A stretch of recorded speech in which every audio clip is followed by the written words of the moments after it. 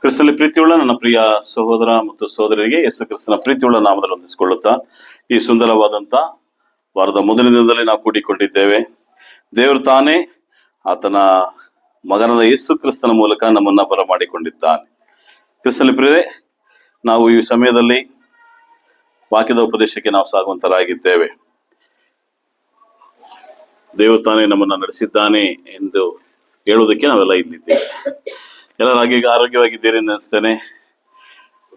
ಅನೇಕ ಸಂಕಲ್ಪಗಳ ಮೇರೆಗೆ ನಾವು ಹೋಗ್ತಾ ಇದ್ದೇವೆ. ಇವತ್ತು ಕೆಲವೊಂದು ವಿಷಯಗಳನ್ನ ಧ್ಯಾನ ಮಾಡುವಂತರಾಗಿದ್ದೇವೆ. ವಾಕ್ಯದ ಭಾಗಕ್ಕೆ ಸಾಗೋದಕ್ಕಿಂತ ಮುಂಚೆ ಪ್ರಾರ್ಥನೆ ಮಾಡಿ. ಸ್ತುತಿಗೆ ಪಾತ್ರನಾಗಿರುವಂತ ಪರಲೋಕ ತಂದೆ, ನಿನ್ನ ಪರಿಶುದ್ಧ ನಾಮಕ್ಕೆ ಸ್ತೋತ್ರವಾಗಲಿ.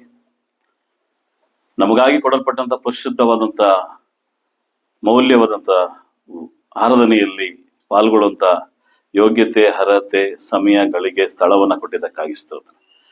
ವಾಕ್ಯದ ಭಾಗದಲ್ಲಿ ನೀವು ಮಾತನಾಡುತ್ತೀರಿ. ಬೋಧಿಸುವಂತ ದಾಸನಂತ ನನ್ನನ್ನು ಪಾದಗಳಿಗೆ ಒಪ್ಪಿಸ್ತೇನೆ. ಪವಿತ್ರಾತ್ಮ ಸಹಾಯದೊಂದಿಗೆ ಮಾತಾಡುವಂತೆ ಬಲಪಡಿಸ್ರಿ. ಕೇಳುವಂತ ಪ್ರತಿಯೊಂದು ಹೃದಯದ ಕಿವಿಗಳನ್ನ ತೆರೆಸ್ರಿ. ಯೇಸುವಿನ ನಾಮದಲ್ಲಿ ಬೇಡ್ತೇನೆ, ಜೀವನ ತಂದೆ, ಆಮೆನ್. ಕ್ರಿಸ್ತನಲ್ಲಿ ಪ್ರಿಯರೇ, ದೇವರು ಹೊಸ ದಿನವನ್ನ, ಹೊಸ ತಿಂಗಳನ್ನ, ಹೊಸ ವರ್ಷವನ್ನ ನಮಗೆ ಕೊಟ್ಟಿದ್ದಾನೆ.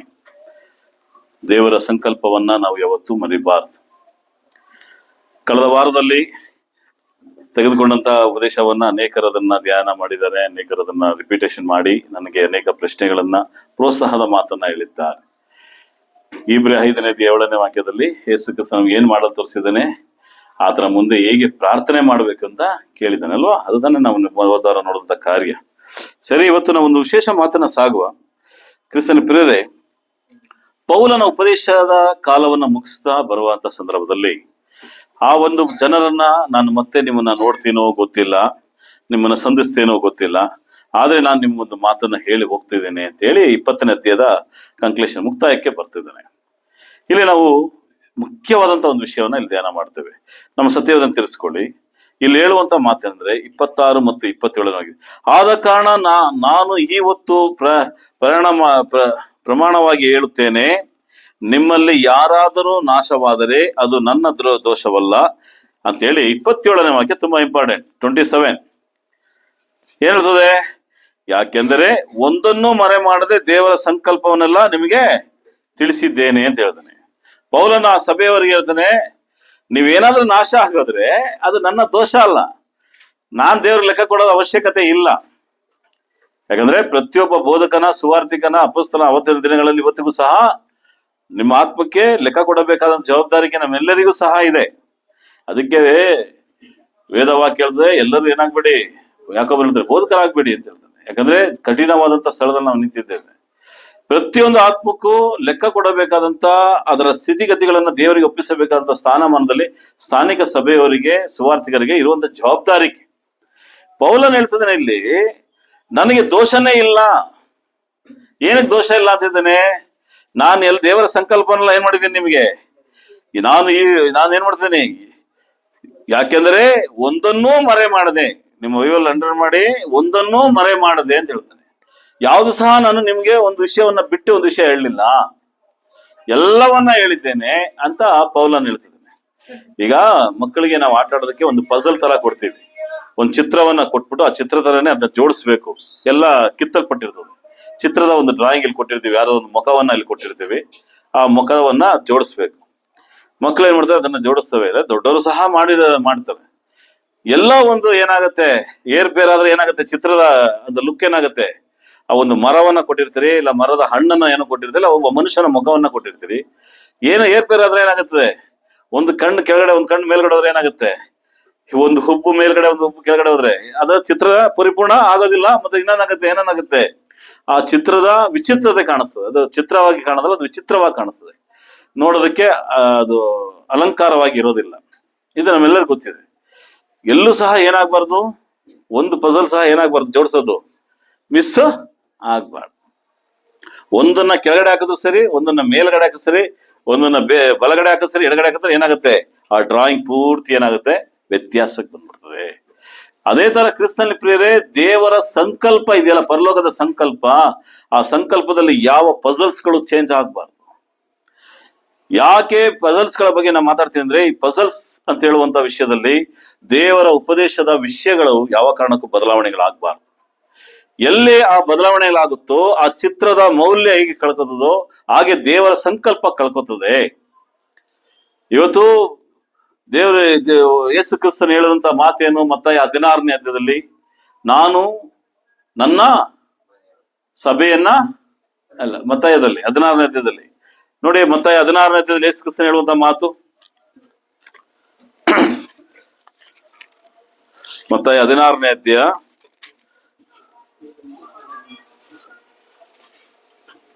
18ನೇ ವಾಕ್ಯದಲ್ಲಿ ನಿಮಗೆ ಒಂದು ಮಾತು ಹೇಳುತ್ತೇನೆ, ಅದೇನೆಂದರೆ ನೀನು ಪೇತ್ರನು, ಈ ಬಂಡೆಯ ಮೇಲೆ ನನ್ನ ಸಭೆಯನ್ನು ಕಟ್ಟುವೆನು, ಪಾತಾಳ ಲೋಕದ ಬಲವು ಅದನ್ನು ಸೋಲಿಸಲಾರದು. ನನ್ನ ಸಭೆಗಳನ್ನ ಅಲ್ಲ, ಸಭೆ ಅಂತ ಹೇಳ್ತಿದ್ದಾನಲ್ಲಿ, ಸಭೆಯನ್ನ ಅಂತ ಹೇಳ್ತಾರೆ, ಅಂದ್ರೆ ಒನ್ ಚರ್ಚ್ ಅಂತ ಹೇಳ್ತಾರೆ. ನನ್ನ ಸಭೆಯನ್ನ ಕಟ್ತೇನೆ ಅಂತ ಹೇಳ್ತೇನೆ, ನನ್ನ ಸಭೆಗಳನ್ನ ಕಟ್ತೇನೆ ಅಂತ ಹೇಳ್ತಾರೆ. ಸಭೆಗಳು ಅಂದ್ರೆ ಅನೇಕ ಪಸಲ್ಸ್ಗಳು ಬಂತು ಅಂತ ಅರ್ಥ, ಅನೇಕ ವ್ಯತ್ಯಾಸಗಳು. ಯಾಕೆ ಇವತ್ತು ಅನೇಕ ಸಭೆಗಳಿದೆ ಅನ್ನೋದ್ರ ಬಗ್ಗೆ ನಾನು ಇವತ್ತು ಚರ್ಚೆಗೆ ಆ ಒಂದು ವಿಷಯಕ್ಕೆ ನಾವು ಹೋಗ್ತಾ ಇಲ್ಲ ಪ್ರಿಯರೇ. ಇಲ್ಲಿ ಹೇಳುವುದೇನೆಂದ್ರೆ, ದೇವರ ಸಂಕಲ್ಪವನ್ನ ನಾನ್ ನಿಮ್ಗೆ ಏನ್ ಮಾಡಿದ್ದೀನಿ ಹೇಳ್ತಾನೆ ಪೌಲ ಅಲ್ಲಿ, ನಾನ್ ನಿಮ್ಗೆ ಆಲ್ರೆಡಿ ಉಪದೇಶ ಮಾಡಾಯ್ತು. ನಿಮ್ಮಲ್ಲಿ ಯಾರಾದ್ರೂ ನಾಶ ಆಗೋದ್ರೆ ಅದು ನನ್ನ ಜವಾಬ್ದಾರಿಕೆ ಅಲ್ಲ, ದೋಷ ನನ್ನ ದೋಷ ಅಲ್ಲ. ಹಾಗಾದ್ರೆ ಯಾರ ದೋಷ ಅದು? ಒಬ್ಬ ನಾಶ ಆದ್ರೆ ಅವನ ದೋಷ ಅಷ್ಟೇನೆ, ಅವನ ಜವಾಬ್ದಾರಿಕೆ ಅಷ್ಟೇನೆ. ಇವತ್ತು ನಾವು ಸಹ ಕ್ರಿಸ್ತನಲ್ಲಿ ಪ್ರಿಯರೇ, ದೇವರ ಸಂಕಲ್ಪವನ್ನ ಅಪೂರ್ಣವಾಗಿ ನಾವು ತಿಳ್ಕೊಳ್ಳಿಲ್ಲ ಅಂದ್ರೆ ನಾಳೆಯ ದಿನದಲ್ಲಿ, ನಾಳೆ ಅಂದ್ರೆ ನ್ಯಾಯ ತೀರ್ಪಿನ ದಿನದಲ್ಲಿ ನನ್ನಲ್ಲಿ ಯಾವುದೋ ಒಂದು ದೋಷ ಕಾಣಿಸ್ಕೊಂಡ್ರೆ ಯಾರ ಜವಾಬ್ದಾರಿ? ಬೋಧಕರ ಜವಾಬ್ದಾರಿನಾ? ನಿಮ್ಮ ಜವಾಬ್ದಾರಿನಾ? ನಿಮಗೆ ಬೋಧಕರು ತಿಳಿಸ್ತೀರೆ, ಕೇಳೋದು ಬಿಡೋದು ಯಾರ ಕರ್ತವ್ಯ? ನಮ್ ಕರ್ತವ್ಯ.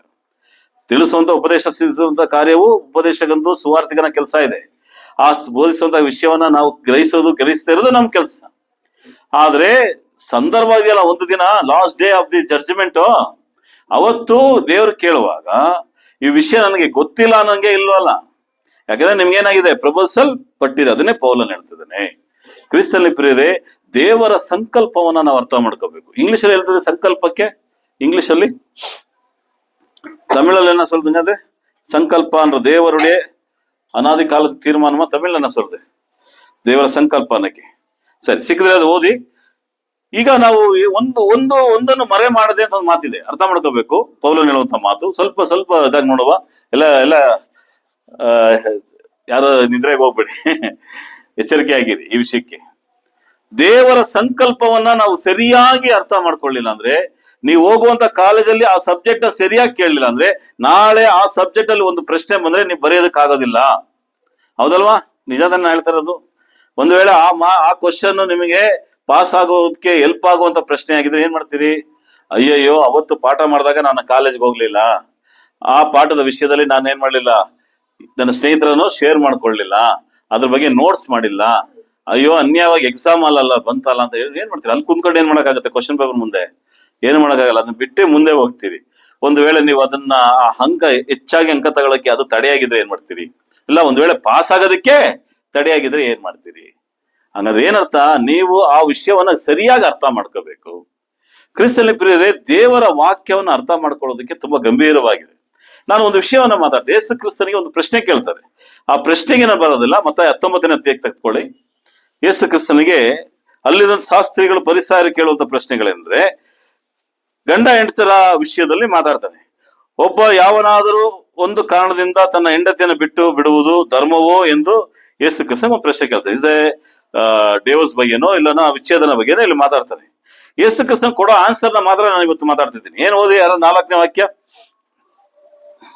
And he answered and said unto them, Have you not read that he who made them and beginning made them male and female? ಓದಿ 5. And said, For this cause shall all men leave father and mother, and shall to his wife, and they two shall be in one flesh. ಏನ್ ಹೇಳ್ತಿದ್ರೆ ಇಲ್ಲಿ? ಪ್ರಶ್ನೆ ಒಂದು ಕೇಳ್ತಿದ್ದಾನೆ ಇಲ್ಲಿ. ಪರಿಸಾಯನ ಒಂದು ಪ್ರಶ್ನೆ ಕೇಳ್ತಾರೆ, ಪರಿಸಾಯ ಶಾಸ್ತ್ರಿಗಳು ಒಂದು ಪ್ರಶ್ನೆ ಕೇಳಿದ್ರೆ ಯೇಸು ಕ್ರಿಸ್ತನ್ ಕೊಡುವಂತ ಆನ್ಸರ್ ಏನಿದೆ ಸ್ವಲ್ಪ ಗಮನ ಇಡ್ತಿದ್ದೀರಾ? ಮನುಷ್ಯರನ್ನು ನಿರ್ಮಾಣ ಮಾಡಿದವನು ಆದಿಯಿಂದಲೇ ಅವರನ್ನ ಏನ್ ಮಾಡಿದಾನೆ? ಗಂಡು ಹೆಣ್ಣಾಗಿ ನಿರ್ಮಿಸಿ ಅಂತ ಹೇಳ್ತಿದ್ದಾನೆ. ನಿರ್ಮಿಸಿ ಅವರ ವಿಷಯದಲ್ಲಿ ಅಂತ ಹೇಳ್ತಾನೆ. ಗಮನ ಇಡಿ. ದೇವರು ಪ್ರಶ್ನೆಗೆ ಯೇಸು ಕ್ರಿಸ್ತನ್ ಕೊಡುವಂತ ಆನ್ಸರ್ ಅಂದ್ರೆ ಆದಿಗೆ ಹೋಗ್ತಿದ್ದೇನೆ. ಪ್ರಾರಂಭ, ಆದಿಕಾಂಡ 2ನೇ ಅಧ್ಯಾಯದ ವಿಷಯವನ್ನ ಇಲ್ಲಿ ಮಾತಾಡ್ತಿದ್ದೇನೆ. ಏನ್ 2ನೇ ವಿಷಯದಲ್ಲಿ ಮಾತಾಡ್ತಾನೆ? ಹೇಗೆ ಆದಾಮನನ್ನ ಅವಳನ್ನ ರೂಪಿಸಿದ ಆ ವಿಷಯವನ್ನ ಇಲ್ಲಿ ಯೇಸು ಕ್ರಿಸ್ತನು ಅಲ್ಲಿರೋದ ಸಮಾರ್ಯದವರು ಅಲ್ಲಿರೋದ ಪರಿಸಾಯರಿಗೂ ಸದುಕಾರಿಗೂ ಪ್ರಶ್ನೆಗೆ ಉತ್ತರ ಕೊಡ್ತಿದ್ದಾನೆ. ಆದಿಯಲ್ಲಿ ಏನಿತ್ತು? ದೇವರು ಹೆಂಗ್ ಮನುಷ್ಯನ ಉಂಟು ಮಾಡಿದ್ರು, ಯಾವ ರೀತಿಯಲ್ಲಿ ಮಾಡಿದ್ರು ಅಂತ ಕೇಳಿದಾಗ, ಮನುಷ್ಯರನ್ನ ಆದಿಯಲ್ಲಿ ಅವರನ್ನ ಗಂಡು ಹೆಣ್ಣಾಗಿ ನಿರ್ಮಿಸಿದ ಅಂತ ಹೇಳಿದ್ರೆ, ನಿರ್ಮಿಸಿದ ದೇವರು. ಒಂದು ಗಂಡು ಒಂದು ಹೆಣ್ಣಾಗಿ ನಿರ್ಮಿಸಿದ್ದ. 2ನೇದು ಹೇಳ್ತಾನೆ, ಅವರ ವಿಷಯದಲ್ಲಿ ಈ ಕಾರಣದಿಂದ ಪುರುಷರು ಏನ್ ಮಾಡ್ಬೇಕಂತೆ? ತಂದೆ ತಾಯಿಗಳನ್ನ ಬಿಟ್ಟು ತನ್ನ ಹೆಂಡತಿಯನ್ನ ಸೇರಿಕೊಳ್ಳುವನು, ಅವರಿಬ್ಬರು ಏನಾಗಿರ್ತಾರೆ? ಯಾರು ಹೇಳಿದ? ಎಲ್ಲಿರುವಂತ ವಾಕ್ಯದ ಭಾಗ? ಆದಿಕಾಂಡ 2ನೇ ಅಧ್ಯಾಯದ ಕೊನೆಯ ಭಾಗದಲ್ಲಿ ಹೇಳುವಂತ ಮಾತು. ಯಾರು ಇಲ್ಲಿ ಪ್ರಸ್ತಾವ ಮಾಡ್ತಾ ಇರೋದು? ಯೇಸು ಕ್ರಿಸ್ತನು. ಕ್ರಿಸ್ತನ ಪ್ರಿಯರೇ, ದೇವರ ಸಂಕಲ್ಪ, ಪ್ರಾರಂಭದ ಸಂಕಲ್ಪ ಅರ್ಥ ಮಾಡ್ಕೋಬೇಕು. ಆದಿಕಾಂಡ 1, 2, 3ನೇ ಅಧ್ಯಾಯದವರೆಗೂ ಸಹ, 3ನೇ ಅಧ್ಯಾಯದಲ್ಲಿ ಅದು ಬೇರೆ ವಿಷಯ ಹೋಗುತ್ತೆ. 2 ಅಧ್ಯಾಯದಲ್ಲಿ ದೇವರ ಆದಿಯಲ್ಲಿ ಮಾಡಿಕೊಂಡು ಬಂದಂತ ದೇವರ ಸಂಕಲ್ಪಗಳನ್ನ ನೋಡ್ಕೊಂಡ್ ಬನ್ನಿ. ಆದಿಯಲ್ಲಿ ದೇವರು ಮೊದಲನೇ ವಾಕ್ಯದಿಂದ ಹಿಡಿದು ಆದಿಕಾಂಡ 1ನೇ ವಾಕ್ಯದಿಂದ ಹಿಡಿದು ಆದಿಕಾಂಡ 2ನೇ ಅಧ್ಯಾಯದ ಮುಕ್ತಾಯದವರೆಗೂ ದೇವರ ಸಂಕಲ್ಪಗಳಲ್ಲಿ ಕಾಣಿಸ್ಕೊಬರ್ತದೆ. 1 by 1 ಕಾಣಿಸ್ಕೊಬರ್ತದೆ. ಸರಿಯಾಗಿ ಓದ್ಬೇಕು ಅದನ್ನ. ಏನೋ ಆದಿಕಾಂಡ 1ನೇ ಆದಿಯಲ್ಲಿ ದೇವರು ಆಕಾಶ ಭೂಮಿಯನ್ನು ಉಂಟು ಮಾಡೋದು ಹಾಗೆಲ್ಲ ಓದೋದಲ್ಲ. ಸಂಕಲ್ಪ ನೋಡ್ಬೇಕು, ಅದರೊಳಗೆ ಪ್ಲಾನ್ ನೋಡ್ಬೇಕು. ಇಲ್ಲಿ ದೇವರು ಮನುಷ್ಯನನ್ನ ಉಂಟು ಮಾಡಿದಂತ ಸಂಕಲ್ಪವನ್ನ ದೇವರು ಇಲ್ಲಿ ಪ್ರಸ್ತಾಪ ಮಾಡ್ತಾ ಇದ್ದಾನೆ. ಯಾಕೆ ದೇವರು ಇಲ್ಲಿ ಸಂಕಲ್ಪನ ಪ್ರಸ್ತಾಪ ಮಾಡ್ತಿದ್ದಾನೆ ಗೊತ್ತಾ ನಿಮಗೆ? ಈ ಸಂಕಲ್ಪವೇ ದೇವರು ಹೊಸ ಒಡಂಬಡಿಕೆಯಲ್ಲಿ ಸಭೆಯನ್ನ ರೂಪಿಸೋದಕ್ಕೋಸ್ಕರ ಸಂಕಲ್ಪವನ್ನ ಮಾಡ್ತಿದ್ದಾನೆ. ನಾನು ಹಸ್ಬೆಂಡ್ ವೈಫ್ ಫ್ಯಾಮಿಲಿ ಬಗ್ಗೆ ಮಾತಾಡಕ್ಕೆ ಈ ಸಬ್ಜೆಕ್ಟ್ ಮಾತಾಡ್ತಿಲ್ಲ. ಈ ಸಬ್ಜೆಕ್ಟ್ ನ ಎಲ್ಲಿಗೆ ಹೋಲಿಸಿ ಮಾತಾಡ್ತಿದ್ದೀನಿ ಅಂದ್ರೆ, is a plan to the church, ದೇವರ ಸಭೆಗೆ ಹೋಲಿಸಿ ಮಾತಾಡ್ತಿದ್ದೀನಿ. ಹಾಗಾದ್ರೆ ಸಭೆ ಅಂದ್ರೆ ಹೇಗಿರ್ಬೇಕು? ಸಭೆ ಎಂಬುದು ಹೇಗಿರ್ಬೇಕಂದ್ರೆ, ಒಬ್ಬ ಗಂಡ ಮತ್ತು ಹೆಂಡತಿ ಆ ರೀತಿಯಲ್ಲಿ ಕ್ರಿಸ್ತನು ಮೊದಲಿಂಗನು ಪ್ರಾರ್ಥನೆ ಮಾಡುವಾಗ ಹೇಳಿದ್ರು, ನಿನ್ನ ಮೊದಲಿಂಗನಾಗಿ ನಾ ಮೊದಲಿಗತಿಯಾಗಿ ನಿಮ್ಮ ಬಳಿಗೆ ಬಂದಿದ್ದೇವೆ ಅಂತ ಹೇಳಿದ್ರು. ಇಸ್ ಟ್ರೂ, ಸತ್ಯ. ಮೊದಲಿಗತಿಯಾಗಿ ನಾವು ಇಲ್ಲಿದ್ದೇವೆ ಸಭೆಯಾಗಿ. ಯೇಸು ಕ್ರಿಸ್ತನ ಮೊದಲಿಂಗನಾಗಿದ್ದಾನೆ. ಈಗ ನಾವಿಬ್ರು ಏನಾಗಿದ್ದೀವಿ? ಒಂದೇ ಶರೀರವಾಗಿದ್ದೇವೆ. ಈಗ ಏನ್ ಮಾಡ್ಬೇಕು? ಒಂದೇ ಶರೀರ. ಇಲ್ಲಿ ಗಂಡ ಹೆಂಡತಿ ಏನ್ ಮಾಡ್ಬೇಕಂತೆ? ಒಂದೇ ಶರೀರ ಆಗಿ ಏನ್ ಮಾಡ್ಬೇಕಂತೆ ಹೇಳ್ತಾನೆ. ಪುರುಷನ್ ಏನ್ ಮಾಡ್ಬಾರ್ದು? ತಂದೆ ತಾಯಿಗಳನ್ನು ಬಿಟ್ಟು ತನ್ನ ಹೆಂಡತಿ ಜೊತೆಲಿ ಸೇರ್ಕೋಬೇಕು. ಸಭೆ ಎಂಬ ಸಭೆಗೆ ಯಾರು ಪುರುಷನು? ಮೊದಲಿಗನ ಯಾರು? ಮೊದಲಿಗತಿ ಯಾರು? ಸಭೆಗೆ ಮೊದಲಿಗತಿ, ಸಭೆ ಎಂಬಂತ ಸಭೆ ಮೊದಲಿಗತಿ. ಮೊದಲಿಂಗನ ಯಾರು? ಕ್ರಿಸ್ತನಲ್ವಾ? ಈಗ ಯೇಸು ಕ್ರಿಸ್ತನು ಈ ಸಭೆ ಎಂಬಂತ ನನ್ನ ಸಭೆಯನ್ನ ಕರ್ತೀನಿ, ನಾನು ಮೊದಲಿಗತಿಯನ್ನ ಹುಡ್ಕೊಂಡು ಬರ್ತೀನಿ ಅಂತ ಹೇಳ್ದಲ್ಲ. ಅದಕ್ಕೋಸ್ಕರ ಯಾರನ್ನ ಬಿಟ್ಬಿಟ್ಟು ಬಂದ ಯೇಸು ಕ್ರಿಸ್ತನು? ತನ್ನ ಒಬ್ಬನೇ ತಂದೆಯಾದ ದೇವರನ್ನ ಬಿಟ್ಬಿಟ್ಟು ಈ ಲೋಕಕ್ಕೆ ಬಂದ. ತನ್ನ ಸಭೆ ಎಂಬ ಮೊದಲಿಗತಿಗೋಸ್ಕರ ಯೇಸು ಕ್ರಿಸ್ತನ್ ಏನ್ ಕೊಟ್ಟ ಅಂತ ಹೇಳ್ತಾನೆ. ಎಫೆಸದವರಿಗೆ ಬರೆದಂತ ಪತ್ರಿಕೆ ಸ್ವಲ್ಪ ದೀರ್ಘವಾಗಿ ನೋಡುವ. ಎಫೆಸದವರಿಗೆ ಬರೆದಂತ ಪತ್ರಿಕೆ 5ನೇ ಅಧ್ಯಾಯದಲ್ಲಿ ಪುರುಷರೇ ಅಂತ ಹೇಳಿ ಆ ಮಾತನ್ನ ಹೇಳ್ತಾನೆ. ಹೇಳ್ತಾರೆ 5ನೇ ಅಧ್ಯಾಯ, ಎಫೆಸ 5ನೇ ಅಧ್ಯಾಯದಲ್ಲಿ 28ನೇ ವಾಕ್ಯ. ಯಾರು ಓದಿ? ಹಾಗೆ ಪುರುಷರು ಸಹ ಸ್ವಂತ ಜನರನ್ನು ಪ್ರೀತಿಸಿಕೊಳ್ಳುವ ಪ್ರಕಾರವೇ ತಮ್ಮ ಹೆಂಡತಿಯರನ್ನು ಪ್ರೀತಿಸುವ ಅನುಗುಣರಾಗಿದ್ದಾರೆ. ಸರಿ, 25 ಓದಿ ಬರ್ತದೆ. 25 ಪುರುಷರೇ ಕ್ರಿಸ್ತನ ಸಭೆಯನ್ನು ಪ್ರೀತಿಸಿದ ಪ್ರಕಾರವೇ ನಿಮ್ಮ ಹೆಂಡತಿಯರನ್ನು ಪ್ರೀತಿಸಿರಿ. ಆತನು ಅದನ್ನು ಪ್ರತಿಷ್ಠೆಪಡಿಸುವುದಕ್ಕಾಗಿ ತನ್ನನ್ನು ಒಪ್ಪಿಸಿಕೊಟ್ಟನು. ಸರಿ, ಏನ್ ಹೇಳ್ತಾ ಸಾಕು. ಓಕೆ. ಪುರುಷರೇ, ಕ್ರಿಸ್ತನು ಸಭೆಯನ್ನ ಪ್ರೀತಿಸಿದ ಪ್ರಕಾರ ನಿಮ್ಮ ಹೆಂಡತಿಯರನ್ನ ಏನ್ ಮಾಡ್ಬೇಕು? ಪ್ರೀತಿಸ್ಬೇಕು. ಎಷ್ಟರ ಮಟ್ಟಿಗೆ ಪ್ರೀತಿಸ್ಬೇಕು? ಇನ್ನೊಂದು ಭಾಗ ನಾವು ಮಾತಾಡ್ತಿದ್ವಿ, ಕರೆಕ್ಟ್. ಅದು ಪ್ರಾಣ ಕೊಡೋಷ್ಟು ಪ್ರೀತಿಸ್ಬೇಕು. ಇನ್ನೊಂದು ಭಾಗ ಏನ್ ಮಾಡ್ಬೇಕು? ಹೆಂಗ್ ಪ್ರೀತಿಸ್ಬೇಕು? ಆದಿಕಾಂಡ 1ನೇ ಅಧ್ಯಾಯದಲ್ಲಿ ಏನಂದ? ಯೇಸು ಕ್ರಿಸ್ತನು ಏನಂದ? 19ನೇ ಅಧ್ಯಾಯದಲ್ಲಿ ತಂದೆ ತಾಯಿಗಳನ್ನ ಬಿಟ್ಟು ಅಂತಿದ್ದಾನಲ್ಲ, ಆ ಬಿಡುವಂತ ವಿಷಯವನ್ನ ಹೇಳ್ತಿದ್ದಾನೆ ಇಲ್ಲಿ. ಯೇಸು ಕ್ರಿಸ್ತನು ತನ್ನ ತಂದೆಯನ್ನ ಬಿಟ್ಟು ಈ ಲೋಕಕ್ಕೆ ಬಂದಾಗ ಆತನ ತನ್ನ ಮೊದಲಿಗತಿಗೋಸ್ಕರ ಯೇಸು ಕ್ರಿಸ್ತನು ತನ್ನ ತಂದೆಯನ್ನ ಬಿಟ್ಟು ಬಂದಿದ್ದಾನೆ. ಬಿಟ್ಟು ಬರೋದಂದ್ರೆ ಏನರ್ಥ? ಆತನ ಮಾತನ್ನ ಕೇಳಲಿಲ್ಲ ಅಂತ ಅರ್ಥನಾ? ಯೇಸು ಕ್ರಿಸ್ತನ ತಂದೆ ಮಾತು ಕೇಳಲಿಲ್ಲ ಅಂತನಾ? ಆತನ ಮಾತನ್ನೇ ಕೇಳ್ದ. ಆದ್ರೆ ಬಂದಿದ್ ಯಾರಿಗೋಸ್ಕರ? ಈ ಭೂಮಿಗೆ ಸಭೆ ಎಂಬ ಮೊದಲಿಗತಿಗೋಸ್ಕರ. ನಾವು ಈ ಭೂಮಿಯಲ್ಲಿ ಬದುಕಿರುವಾಗ ಯೇಸು ಕ್ರಿಸ್ತನ ರೀತಿಯಲ್ಲಿ ಬದುಕ್ಬೇಕು. ನಾವು ಹೇಗೆ ಬದುಕ್ಬೇಕು? ಆತನ ಈ ಸಭೆ ಎಂಬ ನಮಗೋಸ್ಕರ ಹೇಗೆ ಬದುಕಿದ್ನೋ ನಾವು ಅದೇ ತರ ಬದುಕ್ಬೇಕು. ಯೇಸು ಕ್ರಿಸ್ತನ 2 ವಿಷಯನ ಹೇಳಕ್ ಇಷ್ಟಪಡ್ತೇನೆ. ಯೇಸು ಕ್ರಿಸ್ತನ ಮೊದಲನೇ ಅದ್ಭುತ ನಮಗೆಲ್ಲರಿಗೂ ಗೊತ್ತಿದೆ. ಏನದು ಅದ್ಭುತ? ಅವಾಗ ಯೇಸು ಕ್ರಿಸ್ತನಿಗೆ ಆ ಅದ್ಭುತನ ಮಾಡೋದಕ್ಕೆ ಕಾರಣಕರ್ತರು ಯಾರು? ತಾಯಿ ಆದಂತ ಮರಿಯಳು, ಹೌದಲ್ವಾ? ಮರಿಯಳು ಹೇಳ್ತಾಳೆ, ಆ ಒಂದು ಕಾನಾ ಮದುವೆಯಲ್ಲಿ ಏನಾಗುತ್ತೆ, ಏನ್ ಸಾಲ್ಟೇಜ್ ಆಗಿರ್ತದೆ, ದ್ರಾಕ್ಷಿ ಸಾಲ್ಟಾಗಿ ಯಾರು ಹೋಗಿ ಹೇಳ್ತಾರೆ ಯೇಸು ಕ್ರಿಸ್ತನಿಗೆ? ಮರಿಯಳು ಹೇಳ್ತಾಳೆ. ಏನ್ ಹೆಸರು ಯೇಸು ಕ್ರಿಸ್ತನ್ ಹೇಳ್ತಾನೆ ಮರಿಯಳಿಗೆ? ನನ್ನ ಗೊಡವೆ ನಿನ್ಗೆ ಯಾಕಮ್ಮ ಅಂತ ಕೇಳ್ತಾನೆ. 30 ವರ್ಷದವರೆಗೂ ಕೇಳದೇ ಇರುವಂತ ಮಾತನ್ನ ಅವತ್ತು ಅವ್ರ ತಾಯಿ ಕೇಳಬೇಕಾದ ಪರಿಸ್ಥಿತಿ ಬಂದಿದೆ. ಯಾಕಂದ್ರೆ ಇನ್ನು ಮೇಲೆ ನಾನು ಯಾರಿಗೋಸ್ಕರ ಬಂದಿದ್ದೀನಿ? ಸಭೆ ಎಂಬಂತ ಮೊದಲಿಗತಿಗೋಸ್ಕರ, ನನ್ನನ್ನ ಒಪ್ಪಿಸ್ಕೊಡೋಕೋಸ್ಕರ ಬಂದಿದ್ದೀನಿ. ಪರಲೋಕ ತಂದೆಯನ್ನ ಬಿಟ್ಟು ಬಂದಿದ್ದೇನೆ, ಅದು ಭೂಮಿಗೆ ಬಂದಾಯ್ತು.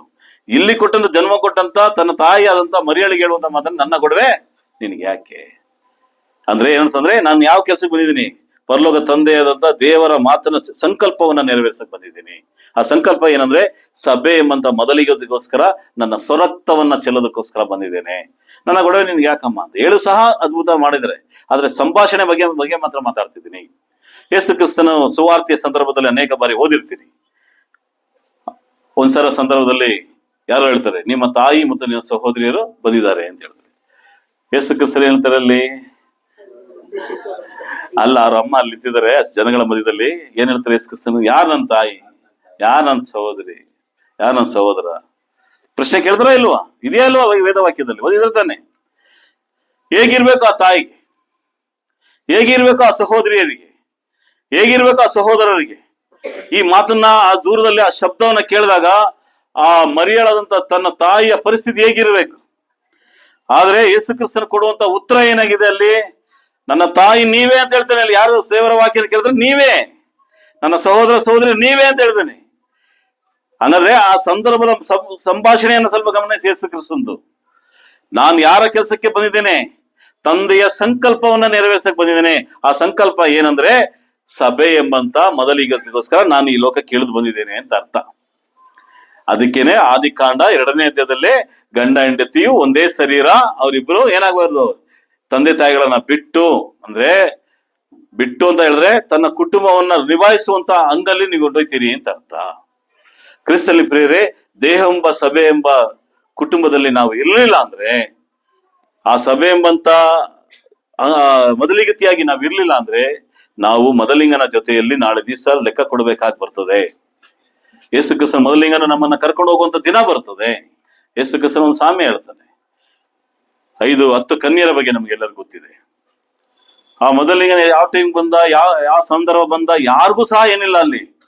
ಅಲ್ಲಿರುವಂತಹ ದೀಪಾರತಿ ಇಟ್ಟವ್ರಿಗೆ ಒಬ್ರಿಗೂ ಸಹ ಏನಿಲ್ಲ, ಸಮಯ ಸಂದರ್ಭಗಳ ಪ್ರಸ್ತಾಪ ಇಲ್ಲ. ಇದೆಯಾ? ತಿಳಿಸಿದನ? ನಾನು ಸರಿಯಾಗಿ ರಾತ್ರಿ 12 ಗಂಟೆಗೆ ಬರ್ತಾ ಇದ್ದೀನಿ ಅಂತ ಹೇಳ್ದ? ಏನಿಲ್ಲ. ಅವ್ರು ದೀಪಾರತಿ ಇಟ್ಕೊಂಡು ರೆಡಿ ಆಗಿರ್ಬೇಕು. ಬರುವಂತ ಮೊದಲಿಂಗನನ್ನ ಏನ್ ಮಾಡ್ಬೇಕು? ವೆಲ್ಕಮ್ ಮಾಡ್ಬೇಕಷ್ಟೇ. ನಮ್ಗೊತ್ತು 5 ಕನ್ಯರು ಹೇಗಿದ್ರು, 5 ಕನ್ಯರ ವಿಷಯನ, ಇನ್ನೊಂದು 5 ಕನ್ಯರು ಬುದ್ಧಿ ಉಳ್ಳ ಕನ್ಯರು, ಬುದ್ಧಿ ಇಲ್ಲ. ಬರುವಂತ ಸಂದರ್ಭವನ್ನ ನಾವು ಸರಿಯಾಗಿ ಗಮನಿಸಿದ್ರೆ ನಾವು ಬುದ್ಧಿವಂತರಾಗಿದ್ದೇವ, ಬುದ್ಧಿ ಇಲ್ಲದವರಾಗಿದ್ದೇವೆ ನಮ್ಮನ್ನ ನಾವು ಗ್ರಹಿಸಬೇಕಾಗಿದೆ. ಯೇಸು ಕ್ರಿಸ್ತನ ಬರುವಿಕೆ ಅದೇ ಆಗಿದೆ. ಈಗ ನಾವೊಂದು ಪರಿಸ್ಥಿತಿಯಲ್ಲಿ ಇರುವಂತ ನಾನು, ದೇವರ ಸಂಕಲ್ಪದಲ್ಲಿ ಇರುವಂತ ನಾನು ಪ್ರತಿದಿನ ಎಚ್ಚರಿಕೆಯಾಗಿರ್ಬೇಕಾಗಿದೆ ಪ್ರೇರೆ. ಐ ಪ್ಯೂರ್ಲಿ ನಾನು ಸಭೆಯಲ್ಲಿದ್ದೇನಾ, ದೇವರ ಅಂಗವಾಗಿದ್ದೇನಾ, ಆತನ ದೇವರ ಸಂಕಲ್ಪದಲ್ಲಿದ್ದೇನಾ ಅಂತ ನಡೆಸಬೇಕಾಗಿದೆ. ಇದರಲ್ಲಿ 30 ಮತ್ತು 31ನೇ ವಾಕ್ಯ ಓದು. 5ನೇ ಅಧ್ಯಾಯ 30 ಮತ್ತು 31ನೇ ವಾಕ್ಯ. ಎಫೆಸ ಯಾವ ದೇಹಕ್ಕೆ ನಾವು ಅಂಗಗಳಾಗಿದ್ದೇವೋ ಸಭೆಯೆಂಬ ಆ ದೇವರು ಕ್ರಿಸ್ತನು ಹಾಗೆ ಪೋಷಿಸುತ್ತಾರಲ್ಲ. ಇದರಿಂದ ಪುರುಷರು ತಂದೆ ತಾಯಿಗಳನ್ನು ಬಿಟ್ಟು ತನ್ನ ಹೆಂಡತಿಯನ್ನು ಸೇರಿಕೊಳ್ಳುವರು, ಅವರಿಬ್ಬರು ಒಂದು ಶರೀರವಾಗಿರುವುದು ಅಂತ ಬರ್ತದೆ. ಇಲ್ಲಿ ಯಾರು ಪ್ರಸ್ತಾಪ ಮಾಡ್ತಾರೆ ಅದೇ ವಾಕ್ಯನ? ಆದಿಕಾಂಡ 2ನೇ ವಾಕ್ಯದ 2ನೇ ಅಧ್ಯಾಯದಲ್ಲಿ ಹೇಳಿದಂತ ಮಾತನ್ನ ಯಾರು ಪ್ರಸ್ತಾಪ ಮಾಡಿದ? 19ನೇ ಅಧ್ಯಾಯದಲ್ಲಿ 19ನೇದಲ್ಲಿ ಯಾರು ಹೇಳ್ತಾರದಲ್ಲಿ? ಅಲ್ಲಿರುವ ಪರಿಸರಿ ಸದುಕಾಯರಿಗೆ, ಪರಿಶಾಸ್ತ್ರಿಗಳಿಗೆ ಯೇಸು ಕ್ರಿಸ್ತನು ಹೇಳ್ತಿದ್ದಾನೆ. ಇಲ್ಲಿ ಯಾರು ಹೇಳ್ತಿದ್ದಾನೆ? ಎಫೆಸದವರಿಗೆ ಬರೆದಂತ ಪತ್ರಿಕೆಯಲ್ಲಿ ಪೌಲ ಹೇಳ್ತಾನೆ. ಯಾರಿಗೆ ಹೇಳ್ತಿದ್ದಾನೆ? ಸಭೆಗೆ ಹೇಳ್ತಿದ್ದಾನೆ. ಸಭೆಗೆ ಹೇಳ್ತಿದ್ದಾನೆ. ಎಫೆಸ ಸಭೆಗೆ ಹೇಳ್ತಿದ್ದಾನೆ. ಈಗ ಅರ್ಥ ಮಾಡ್ಕೊಳ್ಳಿ, ಪ್ರಾರಂಭದಲ್ಲಿ ದೇವರು ಹೇಳಿದಂತ ಮಾತು ಅದನ್ನ ಹಾಗೆ ಪರಿಸರ ಸದಕಾರಿಗೆ ಯೇಸು ಕ್ರಿಸ್ತನು ಹೇಳ್ತಾನೆ. ಯೇಸು ಕ್ರಿಸ್ತನ ಸಭೆಯಲ್ಲಿ ಪ್ರಾರಂಭ ಆಗಿಲ್ಲ. ಯೇಸು ಕ್ರಿಸ್ತನ ಸಭೆ ಪ್ರಾರಂಭ ಆಗಿದ್ದು ಯೇಸು ಕ್ರಿಸ್ತನ ಮರಣ, ಸತ್ತು, ಊನಪಟ್ಟು ಪುನರುತ್ಥಾನ ಆಗಿ 40 ದಿನಗಳಾದ್ಮೇಲೆ ಹೋದ್ಮೇಲೆ ಅಪೊಸ್ತಲರ ಕೃತ್ಯಗಳ 2ನೇ ಅಧ್ಯಾಯದಲ್ಲಿ ಸಭೆ ಪ್ರಾರಂಭ ಆಗುತ್ತೆ. ಸಭೆ ಪ್ರಾರಂಭ ಆದ್ಮೇಲೆ ಹೆಚ್ಚು ಕಮ್ಮಿ 30 ವರ್ಷಗಳ ನಂತರ, ಅಂದ್ರೆ ಅಪೊಸ್ತಲರ ಕೃತ್ಯಗಳ 2ನೇ ಅಧ್ಯಾಯಕ್ಕೂ ಎಫೆಸದವರ ಸಭೆ ಪ್ರಾರಂಭ ಆಗು ಹೆಚ್ಚು ಕಡಿಮೆ 30 ವರ್ಷಗಳ ನಂತರ ಪೌಲನು ಒಂದು ಪತ್ರಿಕೆ ಬರೀತಿದ್ದಾನೆ. ಇಲ್ಲಿ ಏನ್ ಬರೀತಿದ್ದಾನೆ? ಇಲ್ಲಿ ಪತ್ರಿಕೆಯಲ್ಲಿ 30ನೇ ಅಧ್ಯಾಯ ಎಫೆಸ 5ನೇ ಅಧ್ಯಾಯದಲ್ಲಿ ಹೇಳ್ತಾನೆ, 5ನೇ 30ನೇ ವಾಕ್ಯದಲ್ಲಿ ಯಾವ ದೇಹಕ್ಕೆ ನಾವು ಅಂಗಗಳಾಗಿದ್ದೇವೋ, ಗಮನ ಇಡಿ, ಯಾವ ದೇಹಕ್ಕೆ ಅಂಗಗಳಾಗಿದ್ದೇವೆ ನಾವು? ಕ್ರಿಸ್ತನು ಅಂತ ಹೇಳುವಂತ ದೇಹಕ್ಕೆ ಅಂಗಗಳಾಗಿದ್ದೇವೆ. ಅಂಗಗಳಾಗಿದ್ದೇವೋ ಸಭೆ ಎಂಬ ದೇಹವನ್ನು ಕ್ರಿಸ್ತನು ಹಾಗೆಯೇ ಏನ್ ಮಾಡಿದ್ದಾನೆ?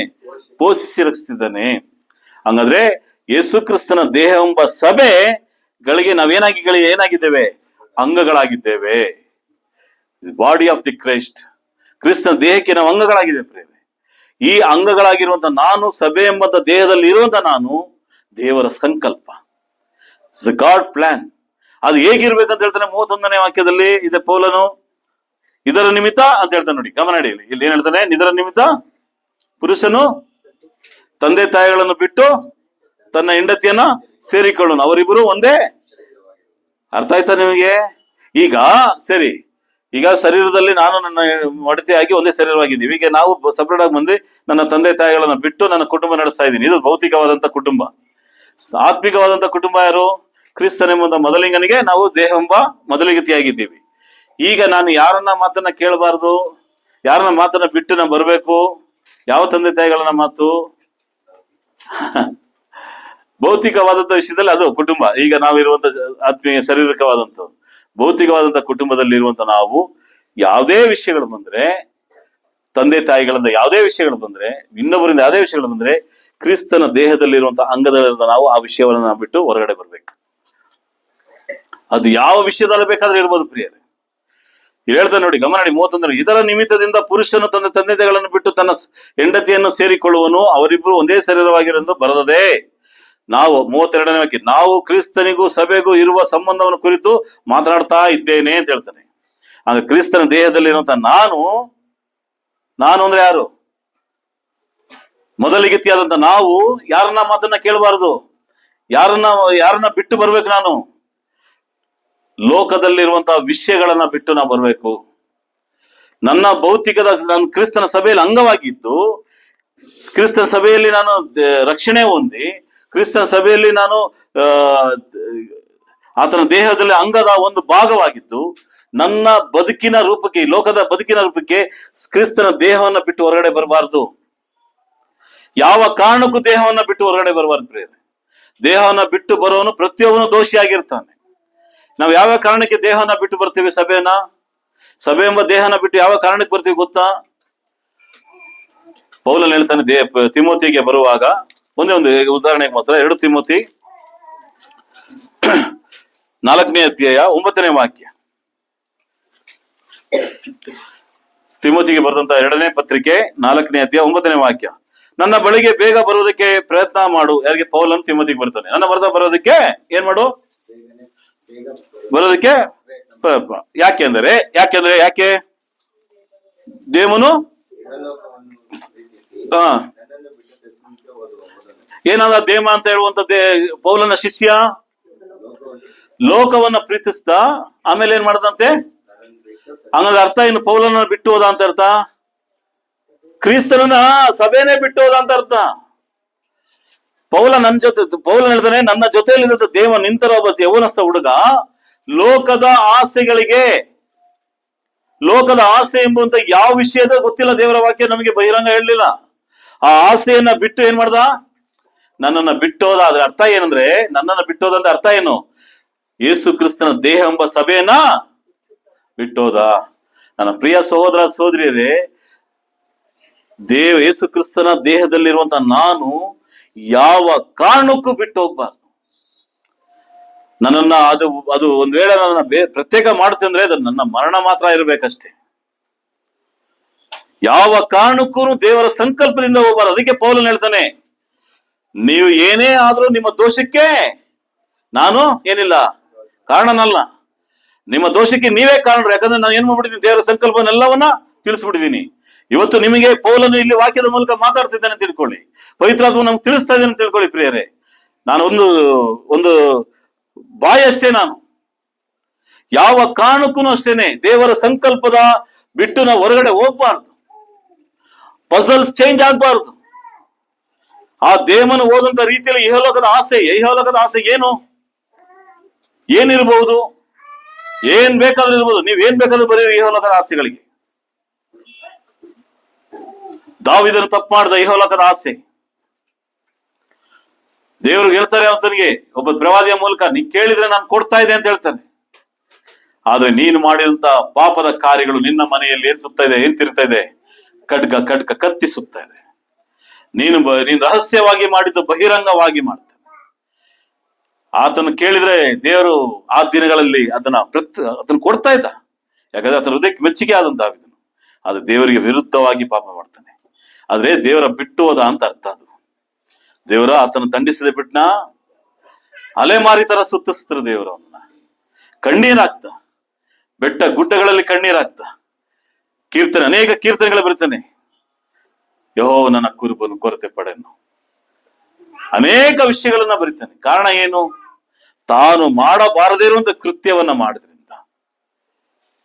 ದೇವರನ್ನು ನಡೆಸುವಂತ ನಾಯಕತ್ವವನ್ನು ಮೋಶೆಗೆ ಕೊಟ್ಟಾಗ, ಎಲ್ಲರನ್ನ ಕರ್ಕೊಂಡು ಬರುವಂತ ಒಂದು ನಾಯಕತ್ವವನ್ನು ಕೊಟ್ಟಾಗ ಮೋಶೆ ಹೇಳ್ತಾನೆ, ನನ್ನ ಕೈಯಲ್ಲಿ ಆಗೋದಿಲ್ಲ ಅಂತಾನೆ. ವಿಮೋಚನಾ ಕಾಂಡ 6ನೇ ಅಧ್ಯಾಯ ಓದಿ ನೋಡಿ. ನನ್ಗೆ ನಾಲಿಗೆ ಮಂದ ಇದೆ, ಅದು ಇದೆ ಅಂತ ಎಷ್ಟು ಮಾರ್ಗದಲ್ಲಿ ನಿಮ್ಮ ಜೊತೆ ಮಾತಾಡಿದಿನ ವಿಷಯ. ನೀನ್ ಬರ್ಲೇಬೇಕು ಅಂತ ದೇವರು ಏನ್ ಮಾಡ್ಬಿಡ್ತಾನೆ? ನಿರ್ಧಾರ ಮಾಡ್ತಾನೆ. ಆದ್ರೆ ದೇವರಿಗೆ ಹೇಳುವಂತ ಮಾತಿಗೆ ಮೀರಿ ಮಾತನಾಡುವಂತ ಸ್ಥಳದಲ್ಲಿ ಮಾತಾಡದಿರೋದ್ರಿಂದ ದೇವರು ಆತನನ್ನ ಕಾನಾನ್ ದೇಶಕ್ಕೆ ಕಳಿಸೋದೇ ಇಲ್ಲ. ಇವತ್ತು ದೇವರ ಸಂಕಲ್ಪದಲ್ಲಿರುವಂತ ನಾನು, ಹೊಸ ಒಡಂಬಡಿಕೆಯಲ್ಲಿರುವಂತ ನಾನು, ಸಂಕಲ್ಪವನ್ನ ಬಿಟ್ಟು ಯಾವ ಕಾರಣಕ್ಕೂ ಹೋಗ್ಬೇಡಿ ನನ್ನ ಪ್ರಿಯ ಸಹೋದರ ಸಹೋದರಿಯರೇ. ಯಾವಾಗ ಬಿಟ್ಟು ಹೋಗ್ತೀವಿ ಅಂತ ನಾನು ಪ್ರಶ್ನೆ ಅವಾಗಲೇ ಕೇಳಿದೆ. ಯಾವಾಗ ಬಿಟ್ಟು ಹೋಗ್ತೀನಿ ನಾನು? ಇಹಲೋಕದ ಆಸೆ. ಯಾವ್ದು ಇಹಲೋಕದ ಆಸೆ? ಏನಿದೆ? ನೀವೇನ್ ಬೇಕಾದ್ರೂ ಲಿಸ್ಟ್ ಔಟ್ ಮಾಡ್ಕೋಬಹುದು. ನನ್ನ ಗೆಳೆಯರಿಗೋಸ್ಕರ ಇಹಲೋಕದ ಆಸೆಯನ್ನ ಬಿಟ್ಟು ಹೋಗುವುದು, ನನ್ನ ಸಂಬಂಧಗಳಿಗೋಸ್ಕರ ಇಹಲೋಕದ ಆಸೆಯನ್ನ ಬಿಟ್ಟು, ನನ್ನ ಜೀವನಕ್ಕೋಸ್ಕರ ನನ್ನ ಇಹಲೋಕದ ಆಸೆಯನ್ನ ಬಿಟ್ಟು, ನನ್ನ ಈ ಲೋಕದ ಕುಟುಂಬವನ್ನು ನಡೆಸೋದಕ್ಕೋಸ್ಕರ ಇಹಲೋಕದ ಆಸೆಯನ್ನ ಬಿಟ್ಟು, ಕ್ರಿಸ್ತನ ಪ್ರಿಯ ದೇವರ ಸಂಕಲ್ಪವನ್ನ ಬಿಟ್ಟು ಹೋಗೋದಕ್ಕೆ, ಅದಕ್ಕೆ ಪೌಲನು ಹೇಳ್ತಾನೆ ಎಫೆಸದವರಿಗೆ ಬರೆಯುವಂತ ಪತ್ರಿಕೆಯಲ್ಲಿ, ಪುರುಷನು ತಂದೆ ತಾಯಿಗಳನ್ನ ಬಿಟ್ಟು ಅಂತ ಹೇಳ್ತಂದ್ರೆ, ಎತ್ತ ತಾಯಿಯನ್ನ ಬಿಟ್ಟು ಅಂದ್ರೆ ನಿನ್ನ ಕುಟುಂಬವನ್ನು ಸಪ್ರೇಟ್ ಆಗಿ ನಡೆಸು ಅಂತ ಹೇಳ್ತಾನೆ. ಆ ಸಪ್ರೇಟ್ ಆಗಿ ನಡೆಸುವಂತದ್ರಲ್ಲಿ ನೀನು ನಿನ್ನ ಒಂದೇ ಶರೀರವಾಗಿ ನನ್ನ ಮಡತಿ ಜೊತೆಯಲ್ಲಿ, ಅದೇ ತರ ಸಭೆ ಎಂಬುದು ಒಂದೇ ಶರೀರವಾಗಿದೆ. ಯಾರ ಜೊತೆ ಶರೀರವಾಗಿದೆ? ಕ್ರಿಸ್ತನ ಜೊತೆಯಲ್ಲಿ ಶರೀರವಾಗಿದೆ. ಕ್ರಿಸ್ತನು ತಲೆಯಾಗಿದ್ದಾನೆ, ಸೀರ್ತನು ಮೊದಲಿಗನಾಗಿದ್ದಾನೆ. ನಾವೆಲ್ಲರೂ ಮೊದಲಿಗತಿಯರಾಗಿದ್ದೇವೆ. ಈಗ ಈ ದೇಹ ಎಂಬವನ್ನ ಬಿಟ್ಟು ನಾವು ಹೊರಗಡೆ ಹೋಗೋದು ಯಾವಾಗ? ಅನೇಕ ವಿಷಯಗಳು ಇದೆ. ನನ್ನ ಕುಟುಂಬದಕ್ಕೋಸ್ಕರ ನಾನು ಇವತ್ತು ಬಿಟ್ಟು ಹೋಗುವಂತ ಸಂದರ್ಭಗಳು ಬಂದ್ರೆ ಏನ್ ಮಾಡ್ತೀರಿ?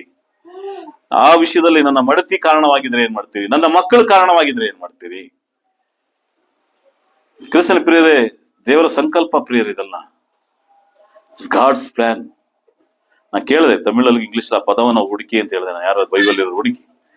ಸಂಕಲ್ಪ, ದೇವರ ಪ್ಲಾನ್ ಇದೆಯಲ್ಲ, ತುಂಬಾ ಆದಿಯಲ್ಲೇ ದೇವರು ಲೋಕವನ್ನು ಉಂಟು ಮಾಡೋಕೆ ಮುಂಚೆ ಈ ಪ್ಲಾನ್ ಮಾಡಿದ್ವಿ. ಸಭೆ ಎಂಬಂಥದ್ದು, ಸಭೆ ಎಂಬ ದೇಹದಲ್ಲಿ ನಾವು ಅಂಗಗಳಾದ್ಮೇಲೆ ಯಾವ ಕಾರಣಕ್ಕೂ ನಿಮ್ಮ ನಿರ್ಧಾರಗಳ ಬದಲಾವಣೆ ಆಗ್ಬಾರ್ದು. ಈ ನಿರ್ಧಾರಕ್ಕೆ ಯಾರೇ ತಡೆಯಾಗಿ ಬಂದ್ರು ಏನ್ ಮಾಡ್ಬೇಕು? ಇಲ್ಲಿ ಪೌಲನು ಏನಂತ ಎಕ್ಸಾಂಪಲ್ ಕೊಡ್ತಾನೆ? ಯಾರನ್ನ ಕೊಡ್ತಿದ್ದಾನೆ? ಗಂಡ ಹೆಂಡತಿ ಯಾರನ್ನ ಬಿಟ್ಟು ಹೋಗ್ಬೇಕು ಅಂತ ಹೇಳ್ತಾನೆ? ತಂದೆ ತಾಯಿಗಳನ್ನ, ಮುಖ್ಯವಾದಂತ ಅಂಶವನ್ನ ಬಿಟ್ಟು ಹೊರಗಡೆ ಹೋಗು, ಅವ್ರು ಬಿಟ್ಬಿಟ್ಟು ನೀನ್ ಸಪ್ರೇಟ್ ಆಗು ಅಂತ ಹೇಳ್ತಾನೆ. ಯೇಸು ಕ್ರಿಸ್ತನ ಏನಂತಾನೆ ವಿಚ್ಛೇದನ ವಿಷಯದಲ್ಲಿ 19ನೇದಲ್ಲಿ ಅದನ್ನೇ ಹೇಳ್ತಾನೆ. ದೇವರು ಗಂಡ ಹೆಣ್ಣಾಗಿ ನಿರ್ಮಿಸಿದನು, ಅವರು ತಂದೆ ತಾಯಿಗಳನ್ನು ಬಿಟ್ಟು ಏನಾಗಿರ್ಬೇಕು? ಒಂದೇ ಶರೀರವಾಗಿರ್ಬೇಕು. ಅದೇ ಮಾತು ಎಲ್ಲಿ ಹೇಳ್ತದೆ? ಆದಿಕಾಂಡ 2ನೇ ಅಧ್ಯಾಯದಲ್ಲಿ ಹೇಳ್ತದೆ. ಈಗ ನಾವು ಕ್ರಿಸ್ತನ ಜೊತೆಯಲ್ಲಿ ಅಂಗಗಳಾಗಿರುವಂತ ನಾನು ಯಾರ ಮಡತಿಯಾಗಿದ್ದೇನೆ? ನಾನು ಕ್ರಿಸ್ತನ ಮಡತಿಯಾಗಿದ್ದೇನೆ. ಆತರ ಮೊದಲಿಗನಾಗಿದ್ದೇನೆ, ನಾನು ಮೊದಲಿಗತಿಯಾಗಿದ್ದೀನಿ. ಈಗ ನಾನು ಯಾವ ಕಾರಣಕ್ಕೋಸ್ಕರ ಬಿಟ್ಟು ಹೋಗ್ತೇನೆ?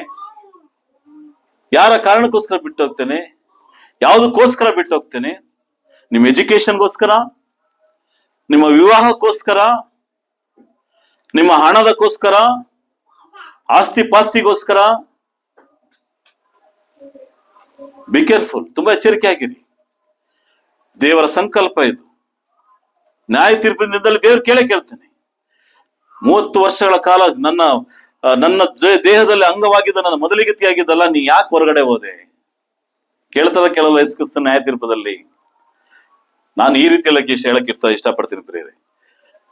ಒಂದು ಪುರುಷನನ್ನ ಬಿಟ್ಟು ಒಂದು ಸ್ತ್ರೀ ಹೊರಗಡೆ ಹೋದ್ರೆ ಏನಂತ ಹೇಳ್ತಾರೆ ಅವ್ರಿಗೆ? ಏನಂತ ಲೋಕ ಏನಂತ ಹೇಳ್ತದೆ? ಪಾಪ, ವ್ಯಭಿಚಾರ. ಕ್ರಿಸ್ತನೆಂಬಂತ ದೇಹವನ್ನ ಬಿಟ್ಟು ಹೋದ್ರೆ ನಾವು ವ್ಯಭಿಚಾರ ಮಾಡ್ದಂಗೆ ಪ್ರಿಯರೇ. ಆ ವ್ಯಭಿಚಾರ ಯಾವ್ದಾಗಿದೆ ಅಂತ ಗೊತ್ತಿಲ್ಲ. ಅದು ಒಂದು ವೇಳೆ ನನ್ನ ಆಸ್ತಿ ಇರಬಹುದು, ಒಂದು ವೇಳೆ ಅದು ನನ್ನ ಬಾಂಧವ್ಯಕ್ಕೋಸ್ಕರ ಹೋಗ್ಬೋದು, ಒಂದು ವೇಳೆ ನನ್ನ ಕುಟುಂಬಕ್ಕೋಸ್ಕರ ಹೋಗ್ಬೋದು. ಎಲ್ಲಾನು ಎಲ್ಲಿಗೆ ಸೇರ್ತದೆ? ಅದು ಒಬ್ಬ ಗಂಡನನ್ನು ಬಿಟ್ಟಂತ ಹೆಂಡತಿ ವ್ಯಭಿಚಾರಕ್ಕೆ ಸೇರ್ತದೆ. ಅದನ್ನೇ ಅಲ್ಲಿ ಯೇಸು ಕ್ರಿಸ್ತನ ಪ್ರಸ್ತಾಪ ಮಾಡೋದು. ಯಾವ ಕಾರಣಕ್ಕೂ, ಯಾವ ಸಂದರ್ಭಕ್ಕೂ, ಯಾವ ಸನ್ನಿವೇಶಕ್ಕೂ ಸಹ ದೇಹ ಎಂಬಂತ ಕ್ರಿಸ್ತನ ದೇಹವನ್ನ ಬಿಟ್ಟು ಹೋಗ್ಬಾರ್ದು. ಇದೇ ಪೌಲನ್ ಹೇಳ್ತಾನೆ 27ನೇ ವಾಕ್ಯದಲ್ಲಿ, ಇದು ದೇವರ ಸಂಕಲ್ಪ.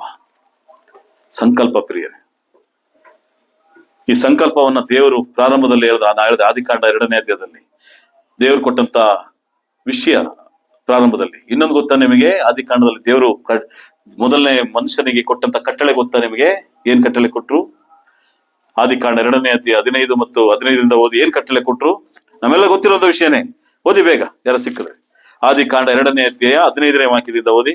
ಯೆಹೋವ ದೇವರು ಆ ಮನುಷ್ಯನನ್ನು ಕರ್ಕೊಂಡು ಹೋಗಿ ಏನೇ ತೋಟವನ್ನು ವ್ಯವಸಾಯ ಮಾಡುವುದಕ್ಕೂ ಕಾಯುವುದಕ್ಕೂ ಅದರಲ್ಲಿ ಇಟ್ಟನು. ಇದಲ್ಲದೆ ಯೆಹೋವ ದೇವರು ಆ ಮನುಷ್ಯನಿಗೆ, ಈ ತೋಟದಲ್ಲಿರುವ ಎಲ್ಲಾ ಮರಗಳ ಹಣ್ಣುಗಳನ್ನು ಯಥೇಚ್ಛವಾಗಿ ತಿನ್ನಬಹುದು, ಒಳ್ಳೆದರ ಕೆಟ್ಟದರ ಅರಿವನ್ನು ಹುಟ್ಟಿಸುವ ಮರದ ಹಣ್ಣನ್ನು ಮಾತ್ರ ತಿನ್ನಬಾರದು, ತಿಂದ ನಿನ್ನ ಬಿಟ್ಟೇ ಹೋಗುವೆ ಎಂದು ವಿಧಿಸಿದನು. ಇಲ್ಲಿ ದೇವರು ಕೊಟ್ಟಂತ ಕಟ್ಟಳೆ, ಆ ಮಾತು ನಮಗೆಲ್ಲರಿಗೂ ಗೊತ್ತಿದೆ. ಇಲ್ಲೇನಂತ ಹೇಳ್ತಾರೆ? ದೇವರು ಫಸ್ಟ್ ತನ್ನ ಜಾಬ್ನ ಕೊಡ್ತಿದ್ದಾನೆ, ಕೆಲಸವನ್ನ ಕೊಡ್ತಾನೆ. ಏದೇ ತೋಟವನ್ನ ಕೊಟ್ಟು ವ್ಯವಸಾಯ ಮಾಡು, ಕಾಯಿ ಅದರಲ್ಲಿಟ್ಟು ಅದನ್ನ ನೋಡ್ಕೊಂತ ಕೊಟ್ಟ ಇದ್ದಾರೆ, ರೆಸ್ಪಾನ್ಸಿಬಿಲಿಟಿ ಕೊಟ್ಟ ಇದ್ರು. 2ನೇ ರೆಸ್ಪಾನ್ಸಿಬಿಲಿಟಿ ಏನ್ ಗೊತ್ತಾ? 2ನೇ ವಿಷಯ ಏನ್ ಗೊತ್ತಾ? ಯಾವ ಕಾರಣಕ್ಕೂ ನೀ ಏನ್ ಮಾಡಬಾರ್ದು?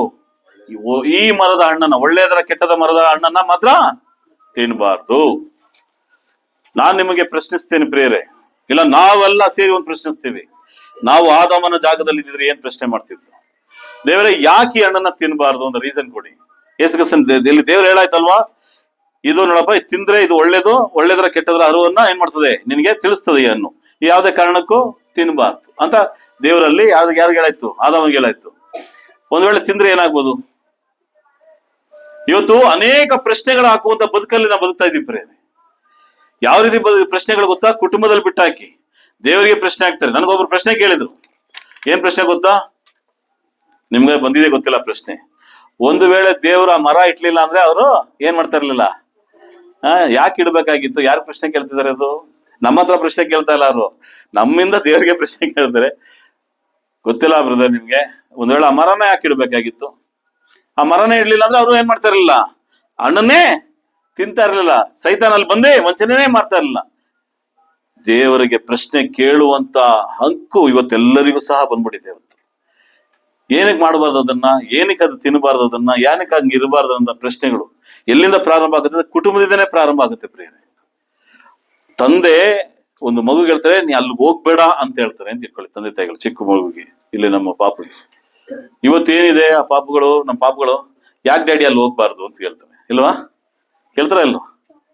ಅಲ್ಲಿ ಯಾಕೆ ಹೋಗ್ಬಾರ್ದು? ನಮ್ ಡಿಟೇಲ್ಗೆ ಮಾಡಿದ್ರೆ ಹಂಗೆಲ್ಲ ಹೋಗ್ಬಿಡೋದು. ಏನ್ ಹೋಗ್ಬಿಡೋದು? ಆ ಕಾರಣನ ಹೇಳ್ಬೇಕು ಇವತ್ತಿನ ಮಕ್ಕಳಿಗೆ.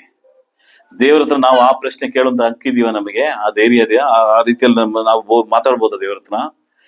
ಯಾಕೆ ಹಣ್ಣನ್ನ ತಿನ್ಬಾರ್ದು ಅಂತ ನೀವ್ ಹೇಳಿ, ರೀಸನ್ ಹೇಳಿ, 4-5 ರೀಸನ್ ಕೊಡಿ ಅಂತ ಕೇಳ್ಬೋದ ದೇವರಿಗೆ? ಇವತ್ತು ಮನುಷ್ಯ ದೇವರನ್ನ ಪ್ರಶ್ನೆ ಕೇಳ್ತಾ ಇದ್ದಾನೆ. ಯಾಕೆ, ಏನಕ್ಕೆ, ಯಾವಾಗ, ಯಾಕೆ, ಎಲ್ಲಿಂದ ಬರ್ತದೆ ಅಂದ್ರೆ ಕುಟುಂಬದಿಂದ ಬರುವಂತ ಪ್ರಶ್ನೆ ಇವಲ್ಲ. ಅಪ್ಪ ಹೇಳುವಂತ ಮಾತಿಗೆ ಮಗ ಹಾಗೆ ಕೇಳಲ್ಲ, ತಾಯಿ ಹೇಳುವಂತ ಮಾತಿಗೆ ಮಗಳು ಹಾಗೆ ಕೇಳೋದಿಲ್ಲ. ನೋಡಮ್ಮ ಮನೆಗೆ ಹೋಗ್ಬೇಡ ಅಂತ ಹೇಳ್ತೀವಿ. ಆ ಮನೆ ಹಿನ್ನೆಲೆ ತಾಯಿಗೂ ತಂದೆಗೂ ಗೊತ್ತಿರ್ತದೆ. ಒಂದು 10 ವರ್ಷದ ಹಿಂದೆ ಘಟನೆ ನಡೆದಂತ ವಿಷಯನೋ, ಏನೋ ಒಂದು ವಿಷಯನೋ, ಏನೋ ಒಂದು ಸಂದರ್ಭ, ಅದು ಅಲ್ಲಿ ಹೋದ್ರೆ ನನ್ನ ಮಗಳು ಅಲ್ಲಿ ಹೋದ್ರೆ ಸರಿ ಇಲ್ಲ ಅಂತ ಗೊತ್ತಿರ್ತದೆ. ಅಮ್ಮ ಹೇಳ್ತಾರೆ, ನೋಡಮ್ಮ ನೀ ಹೋಗು, ಅವ್ರ ಜೊತೆ ಜಾಸ್ತಿ ಸಂಪರ್ಕ ಇಟ್ಕೋಬೇಡ, ಮಾತಾಡ್ಬೇಡ, ಹೋಗ್ಬೇಡ. ಅಲ್ಲಿ ರೀಸನ್ ಹೇಳ್ಬೇಕು ಇವತ್ತು ಮಕ್ಕಳಿಗೆ. ನಾವು ಅದನ್ನ ವಿವರಣೆ ಕೊಡ್ಬೇಕು. ಯಾಕೆ ಹೋಗ್ಬಲ್ಲ, ಯಾಕೆ ಹೋಗಲ್ಲ, ಯಾಕೆ ಹೋಗ್ಬಾರ್ದು. ಇದು ನಮ್ಮ ಕರ್ತವ್ಯ ಅಲ್ಲ ಪ್ರಿಯರೇ. ದೇವ ಮಕ್ಕಳು ಒಂದು ವಿಷಯವನ್ನ ಹೇಳಿದ್ರೆ ಅದು ಹಿರಿಯರು ಹೇಳುವಂತ ಮಾತು, ದೇವ್ರು ಹೇಳುವಂತ ಮಾತಿನ ಪ್ರಕಾರ ರೀತಿಯಲ್ಲಿ ನಡೀಬೇಕು. ಮೋಶೆಯನ್ನ ದೇವ್ರು ನಡ್ಸ್ಕೊಂಡು ಹೋದಾಗ, ಇಸ್ರಾಯೇಲ್ ಜನ ನಡ್ಸ್ಕೊಂಡು ಹೋದಾಗ ಕೊಂಚಿತ್ತು ಪ್ರಶ್ನೆಗಳನ್ನ ಕೇಳಿದ ಮೋಶೆ.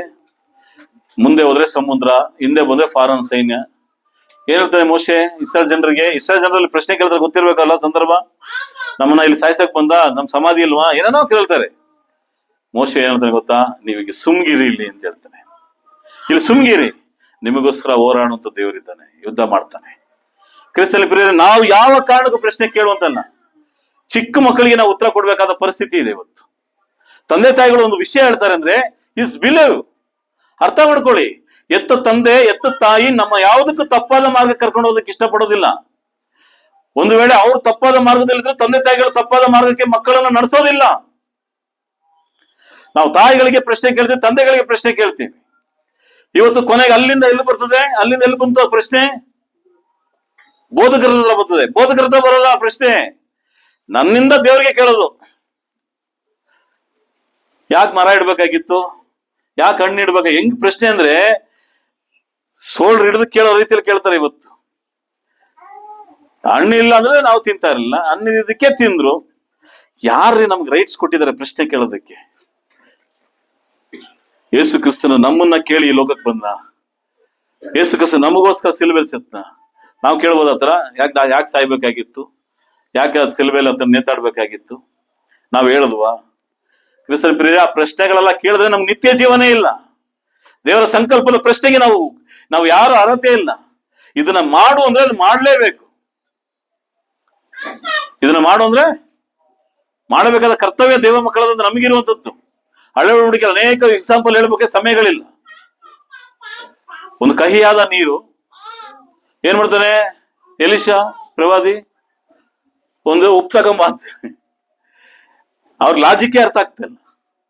ಉಪ್ಪಾಗಿದ ತಕ್ಷಣ ಏನಾಯ್ತದು? ಸಿಹಿ ಆಯ್ತು. ಒಂದು ಕೊಡ್ಲಿ ಬಿದ್ದೋಗುತ್ತೆ, ಎಲ್ಲಿ ಹೋಗುತ್ತೆ? ನೀರ ಕೆಳಗಡೆ ಕೊಡ್ಲಿ ಬಿದ್ದೋಗಿದೆ. ಏನ್ ಹೇಳ್ತಾನೆ ಪ್ರವಾದಿ? ಒಂದು ಕುಂಬನ ತಗೊಂಬಾತ್ರೆ, ಅದು ಹಿಂಗ ನೀರಲ್ಲಿ ಹೊಡೆದಿದ ತಕ್ಷಣ ಏನಾಯ್ತದು? ಮೇಲೆ ಬಂತು. ರಾತ್ರಿ ಎಲ್ಲ ಬಲೆ ಹಾಕಿದಂತ ಒಂದು ಮೀನು ಸಿಗದಾಗ ಏಸಕ್ಕೆ ಹೇಳ್ತಾನೆ, ಹೋಗಿ ಬಲೆ ಹಾಕಿ ಅಂತ ಹೇಳ್ತಾನೆ. ಬಲೆ ಹಾಕಿದ ತಕ್ಷಣ ಬಲೆ ಹರಿಯಷ್ಟು ಮೀನು ಸಿಕ್ತು. ನಾವು ಯಾರು ದೇವರಿಗೆ ಪ್ರಶ್ನೆ ಕೇಳೋದಕ್ಕೆ? ಇವತ್ತಿನ ದಿನಗಳಲ್ಲಿ ದೇವರನ್ನ ಪ್ರಶ್ನೆಗಳನ್ನ ಕೇಳುವಂತ ರೀತಿಯಲ್ಲಿದೆ. ದೇವರ ವಾಕ್ಯದ ನಿಮಿತ್ತವಾಗಿ ಹೇಳ್ತಾ ಇರೋದು, ಬೇರೆ ವಿಷಯ ಬಿಟ್ಬಿಡಿ, ಜನರಲ್ ವಿಷಯ ಮಾತಾಡ್ತಿಲ್ಲ. ಇದನ್ನ ಯಾಕೆ ಹೇಳ್ಬೇಕಾಗಿತ್ತು ದೇವರು? ಇದನ್ನ ಯಾಕೆ ಮಾಡ್ಬೇಕಾಗಿತ್ತು ದೇವರು? ಇದನ್ನ ಯಾಕೆ ಹಿಂಗಿಟ್ರು ದೇವರು? ಹಳೆ ಒಡಂಬಡಿಕೆಯಲ್ಲಿ ಹಂಗಲ್ಲ ಇದೆಯಲ್ಲ ಬ್ರದರ್, ಹೊಸ ಒಡಂಬಡಿಕೆಯಲ್ಲಿ ಯಾಕೆ ಹಿಂಗಿಲ್ಲ? ಹಂಗಿಲ್ಲ ಅಂದ್ರೆ ಹಂಗಿಲ್ಲ ಅಷ್ಟೇ. ಹಂಗಿಲ್ಲ ಅಂದ್ರೆ ಅದು ಹಂಗಿಲ್ಲ. ನೋಡಿ ಫಿಲಿಪ್ಪದವ್ರಿಗೆ ಏನ್ ಹೇಳ್ತಾನೆ, ಪೌಲನು ಫಿಲಿಪ್ಪ ಸಭೆಗೆ ಬರೆಯುವಾಗ, ಫಿಲಿಪ್ಪನ 2ನೇ ಅಧ್ಯಾಯ 14ನೇ ವಾಕ್ಯ, ನಾವು ಈಗ ಇರ್ಲೇಬೇಕು ಅಂತ ಹೇಳ್ತಾನೆ. ಅದು ಹಾಗೆ ಇರ್ಲೇಬೇಕು. ಫಿಲಿಪ್ಪ 2:14 ಯಾರೋ ಓದಿ.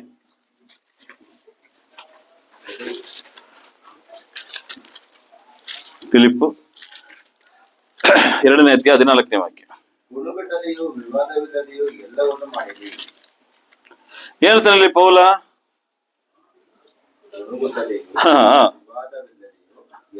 ನೀವ್ ಹಾಗೆ ಓದ್ಕೊಂಬಂದ್ರೆ ನಿಮ್ಗೆ ಈ ವಿಷಯ ಅರ್ಥ ಆಯ್ತು. ಇಲ್ಲೊಂದು ಮಾತು ಹೇಳ್ತಾನೆ, ನೀವೇನ್ ಮಾಡ್ಬೇಡಿ, ಯಾವ್ದೋ ಒಂದು ವಿಷಯ ಹೇಳಿದ್ರೆ ಏನ್ ಮಾಡ್ಬೇಡಿ, ನೀವು ಗುಣಗುಟ್ಬೇಡಿ.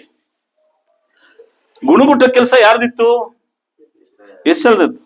ಗುಣಗುಟ್ಟೆ ಅನೇಕ ಲಕ್ಷಾಂತರ ಜನ ಸತ್ತೋದ್ರು. ನಾವು ಗುಣಗುಡ್ತೀವ? ಅಮ್ಮ ಒಂದ್ ಮಾತಾಡಿದ್ರೆ ಸಾಕು, ಮಣ ಮಣ ಅಂತ. ಗುಣಗುಟ್ಟೋದಂದ್ರೆ ಮನ್ಸಲ್ಲಿ ಮಾತಾಡೋದು, ತುಟಿ ಮತ ಇದು ಅಳ್ಳಾಡ್ತಾ ಇರ್ತದೆ. ಗುಣಗುಟ್ಟಿ ಪ್ರಾರ್ಥನೆ ಮಾಡಿದೆ ಯಾರು ಗೊತ್ತಾ? ಬೈಬಲ್ ಅಲ್ಲಿ ಗುಣಗುಡ್ತಿದ್ದಾಳೆ ಒಳಗಡೆ. ಗುಣಗುಟ್ಟೋದಂದ್ರೆ ಒಳಗಡೆ ಪ್ರಾರ್ಥನೆ ಮಾಡ್ತಾರೆ, ಒಳಗಡೆ ಶಬ್ದ ಒಳಗಡೆ ಇದೆ, ಹೊರಗಡೆ ಏನಿದ್ದಲ್ಲ, ತುಟಿ ಮಾತ್ರ, ಲಿಪ್ಸ್ ಆಕ್ಷನ್ ಅಂತ ಹೇಳ್ತಾರ. ಹಂಗೆ ಪೌಲನ್ ಹೇಳ್ತಾನೆ, ಯಾವ ಕಾರಣಕ್ಕೂ ಏನ್ ಮಾಡ್ಬಿಡಿ, ಗುಣಗುಟ್ಟದೆ. ಗುಣಗುಟ್ಟಬಾರದು ನಾವು. ಗುಣಗುಟ್ಟದಂದ್ರೆ ಏನರ್ಥ? ದೇವರ ವಾಕ್ಯದಲ್ಲಿ ಪೌಲನ್ ಫಿಲಿಪ್ಪ ಸಭೆಯವರಿಗೆ ಬರೆಯುವಂತ ಸಂದರ್ಭ ಗುಣಗುಟ್ಟಬೇಡಿ ಅಂದ್ರೆ ಏನರ್ಥ? ಯಾಕೆ ದೇವ್ರು ಹಿಂಗಂದ್ರು, ಯಾಕೆ ಹಿಂಗಿತ್ತು, ಇದನ್ನ ಯಾಕೆ ಮಾಡಬಾರ್ದು, ಇದನ್ನ ಯಾಕೆ ಮಾಡ್ಬೇಕು ಅನ್ನುವಂತ ಪ್ರಶ್ನೆಗಳನ್ನ ಕೇಳೋದಕ್ಕೆ ನಮ್ಗಿಲ್ಲ ಪ್ರೇರಣೆ. ನನಗೊಬ್ರು ಹೇಳಿದ್ರು, ಸುಮಾರು ವರ್ಷದಿಂದ ನಾನು ಇದನ್ನ ಹೇಳಿದ್ದೀನಿ, ವಾರದ ಮೊದಲನೇ ಸಲ ರೊಟ್ಟಿ ಮುರಿಯುವಂತ ಕಾರ್ಯಕ್ರಮ ಮಾಡ್ಲೇಬೇಕು ಅಂತ ವೇದವಾಕ್ಯ ಹೇಳ್ತದಪ್ಪ ಅಂತ ಅಪೊಸ್ತಲರ ಕೃತ್ಯಗಳು 20ನೇ ಅಧ್ಯಾಯ 7ನೇ ವಾಕ್ಯನ ಎಕ್ಸ್ಪ್ಲೈನ್ ಮಾಡಿದೆ. ಆ ವ್ಯಕ್ತಿ ನನಗೆ ಹೇಳಿದ್ರೆ, ಏನೋ 10 ಜನ, ಒಂದು 20 ಜನ ಇದ್ರೆ ವಾರ ರೊಟ್ಟಿ ಮುರಿಬಹುದು. ಆ ಸಭೆಯಲ್ಲಿ 1,00,000 ಜನ ಇದ್ರೆ ಏನು, ಅವತ್ತು ದಿವಸ 1,000 ಹೇಳಿದನು. 1,000 ಜನ ಇದ್ರೆ ಏನ್ ಮಾಡ್ಬೋದು, ಏನ್ ಮಾಡ್ತೀರಿ? ನನ್ಗೊಂದು ಪ್ರಶ್ನೆ ಕೇಳ್ತಾನೆ, ಏನ್ ಮಾಡ್ಬೇಕು ಹೇಳಿ ಸಿಸ್ಟರ್ಸ್ ಬ್ರದರ್ಸ್, ನೀವ್ ಹೇಳಿ. ಒಂದ್ ಸಭೆಯಲ್ಲಿ 10 ಜನ 20 ಜನ ಇದ್ರೆ ವಾರ ರೊಟ್ಟಿ ಮುರಿಬಹುದು. ಏನೋ ರೊಟ್ಟಿನ ಸುಟ್ಕೊಂಡ್ ಬರ್ಬೋದು. ಅವ್ನ ಲೆಕ್ಕಾಚಾರ ಏನಂದ್ರೆ, ವಾರ ರೊಟ್ಟಿ ಸುಡ್ಬೇಕಂದ್ರೆ 20 ಜನ 10 ಜನ ಇದ್ರೆ ಸುಟ್ಕೊಂಡ್ ಬರ್ಬೋದು, ಅಂದ್ರೆ ತರ್ಬೋದು ವಾರ. 1,000 ಜನ ಇದ್ರೆ ಅಂತ ತಿಳ್ಕೊಳ್ಳಿ ಸಭೆ ಒಳಗಡೆ, ಏನ್ ಮಾಡ್ಬೇಕು ಅವಾಗ? ವಾರ ಅಷ್ಟು ಜನಕ್ಕೆ ರೊಟ್ಟಿ ಸುಡಕ್ಕಾಗತ್ತ? ಅದನ್ನ ನಾವೇನ್ ಮಾಡ್ಬಿಟ್ಟು ಅಂದ್ರೆ, ಅವ್ರು ಹೇಳೋಂತ ಉದಾಹರಣೆ, ವಾರ ಮಾಡಕ್ಕಾಗದೆ ಜನಗಳ ಜಾಸ್ತಿ ಇರೋದ್ರಿಂದ ಕಮ್ಯುನಿಯನ್ ಅಂತ ಹೇಳುವಂತ ಈ ಕಾರ್ಯಕ್ರಮ ವಾರಕ್ಕೆ ನಾವು ತಿಂಗಳಿಗೊಂದ್ಸರಿ ಮಾಡ್ತೀವಿ. ಏನಕ್ಕೆ ಅಂದ್ರೆ ಏನಾಗಿದೆ, ಜನ ಜಾಸ್ತಿ ಆಗ್ಬಿಟ್ಟಿದ್ದಾರೆ. ನಮ್ ಕಮ್ಯುನಿ ತಿಂಗಳಿಗೊಂದ್ಸರಿನೇ ನಮ್ ಚರ್ಚಲ್ಲಿ ಅವ್ರು ಹೇಳೋದು, ತಿಂಗಳಿಗೊಂದ್ಸರಿನೇ ನಮ್ ಚರ್ಚಲ್ಲಿ ಕಮ್ಯುನಿಯನ್ ದಿವಸ, ಮಂತ್ಲಿ ಫಸ್ಟ್ ವೀಕ್ ಅಂತ ಎಣಿಸ್ತೀನಿ, ಕಮ್ಯುನಿಯನ್ ದಿವಸ ಬೆಳಗ್ಗೆಯಿಂದ ಮಧ್ಯಾಹ್ನ ಗಂಟೆ ಆಗಿರುತ್ತೆ ಕಮ್ಯುನಿಯನ್ ಕೊಡೋಷ್ಟರಲ್ಲಿ. ಅವ್ರು ಹೇಳೋದು ಆಗ್ಬಹುದು, 1000 ಜನ ಇದ್ರೆ ಆಗ್ಬಹುದು, ಇರೋಲ್ಲ ಅಂತ. ಅದಕ್ಕೋಸ್ಕರ ನಾವು ದೇವರ ವಾಕ್ಯನ ತುಂಡಾಕಬಹುದಾ? ಅಪೊಸ್ತಲರ ಕೃತ್ಯಗಳು 20-7 ವಾಕ್ಯ ಹೇಳ್ತದೆ, ವಾರದ ಮೊದಲ ದಿವಸದಲ್ಲಿ ರೊಟ್ಟಿ ಮುರಿಯ ನಿಯಮಕ್ಕಾಗಿ ಕೂಡಿ ಬಂದಾಗ ಅಂತ ಪೌಲ್ ಹೇಳ್ಕೊಂಡ್ಬೋಯ್ತಾನಲ್ವಾ? ಇದನ್ನ ತುಂಡು ಮಾಡ್ಬೋದಾ ನಾವು? ಈ ವಿಷಯವನ್ನ ನಾವು ಮಾಡ್ಬೋದಾ? ಕ್ರಿಸ್ತನ ಪ್ರಿಯ ದೇವರ ವಾಕ್ಯಕ್ಕೆ ನಾವ್ಯಾರು ತುಂಡಾಕೋದಕ್ಕೆ, ನಾವ್ಯಾರು ಅದನ್ನ ಬೇರೆ ದಾರಿಗೆ ದಿಕ್ಕು ತೋರಿಸೋದಕ್ಕೆ? ಇದೇ ದೇವರ ಸಂಕಲ್ಪ. ಒಂದು ಉದಾಹರಣೆ ಹೇಳ್ತೀನಿ, ಅನೇಕ ವಿಷಯಗಳು ಹೇಳ್ಬೋದು ಇವತ್ತು. ದೇವರ ಸಂಕಲ್ಪದಲ್ಲಿ ಇರ್ಬೇಕು. ಇಲ್ಲಿ ಹೇಳ್ದಾನೆ ಗುಣ್ಗುಟ್ಬೇಡಿ. ಬೋಧಕರು ಒಂದು ಮಾತಂದ್ರೆ ಗುಣ್ಗುಟ್ಬೇಡಿ. ದೇವರ ವಾಕ್ಯ ನಿಮ್ಗೆ ಹೇಳ್ತದೆ ಗುಣ್ಗುಟ್ಬೇಡಿ.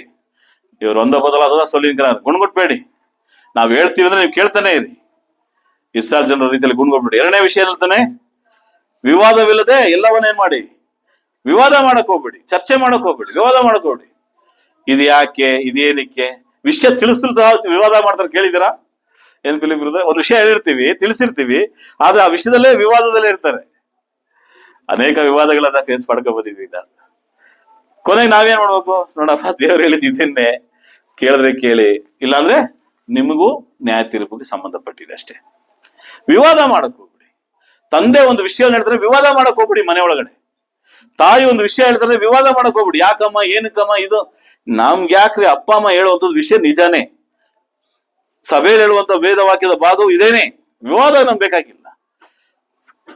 ಕ್ಲಿಯರ್ ಮಾಡ್ಕೊಳ್ಳೋದು ಬೇರೆ, ಆ ವಿಷಯವನ್ನ ಸರಿ ಮಾಡ್ಕೊಳ್ಳೋದು ಬೇರೆ, ವಿವಾದ ಬೇರೆ. ಅರ್ಥ ಮಾಡ್ಕೋಬೇಕು ದಯವಿಟ್ಟು ನನ್ನ ಪ್ರಿಯ ಸಹೋದರ ಸಹೋದರಿ.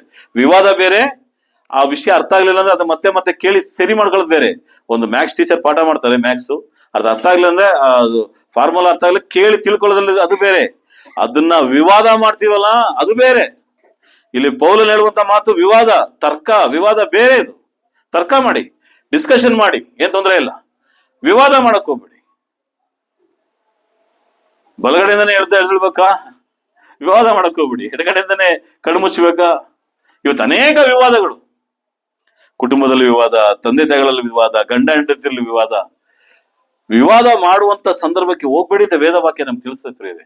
ಎಕ್ಸ್ಪೆಷಲಿ ದೇವರ ವಾಕ್ಯದಲ್ಲಿ ವಿವಾದ ಮಾಡಕ್ ಹೋಗ್ಬೇಡಿ. ನಾವು ದೇವರ ಹಂಗಿನಲ್ಲಿದ್ದೇವೆ, ದೇವರ ಸಂಕಲ್ಪದಲ್ಲಿ ನಾವಿದ್ದೇವೆ. ಥೆಸಲೋನಿಕದವರಿಗೆ ಬರೆದಂತ ಪತ್ರಿಕೆ ನಾವೇನ್ ಮಾಡ್ಬೇಕಾಗಿ ಹೇಳ್ತಾನೆ. ಥೆಸಲೋನಿಕದವರಿಗೆ ಬರೆದಂತ ಪತ್ರಿಕೆ 5ನೇ ಅಧ್ಯಾಯ, 1 ಥೆಸಲೋನಿಕ 5ನೇ ಅಧ್ಯಾಯ 18ನೇ ವಾಕ್ಯ.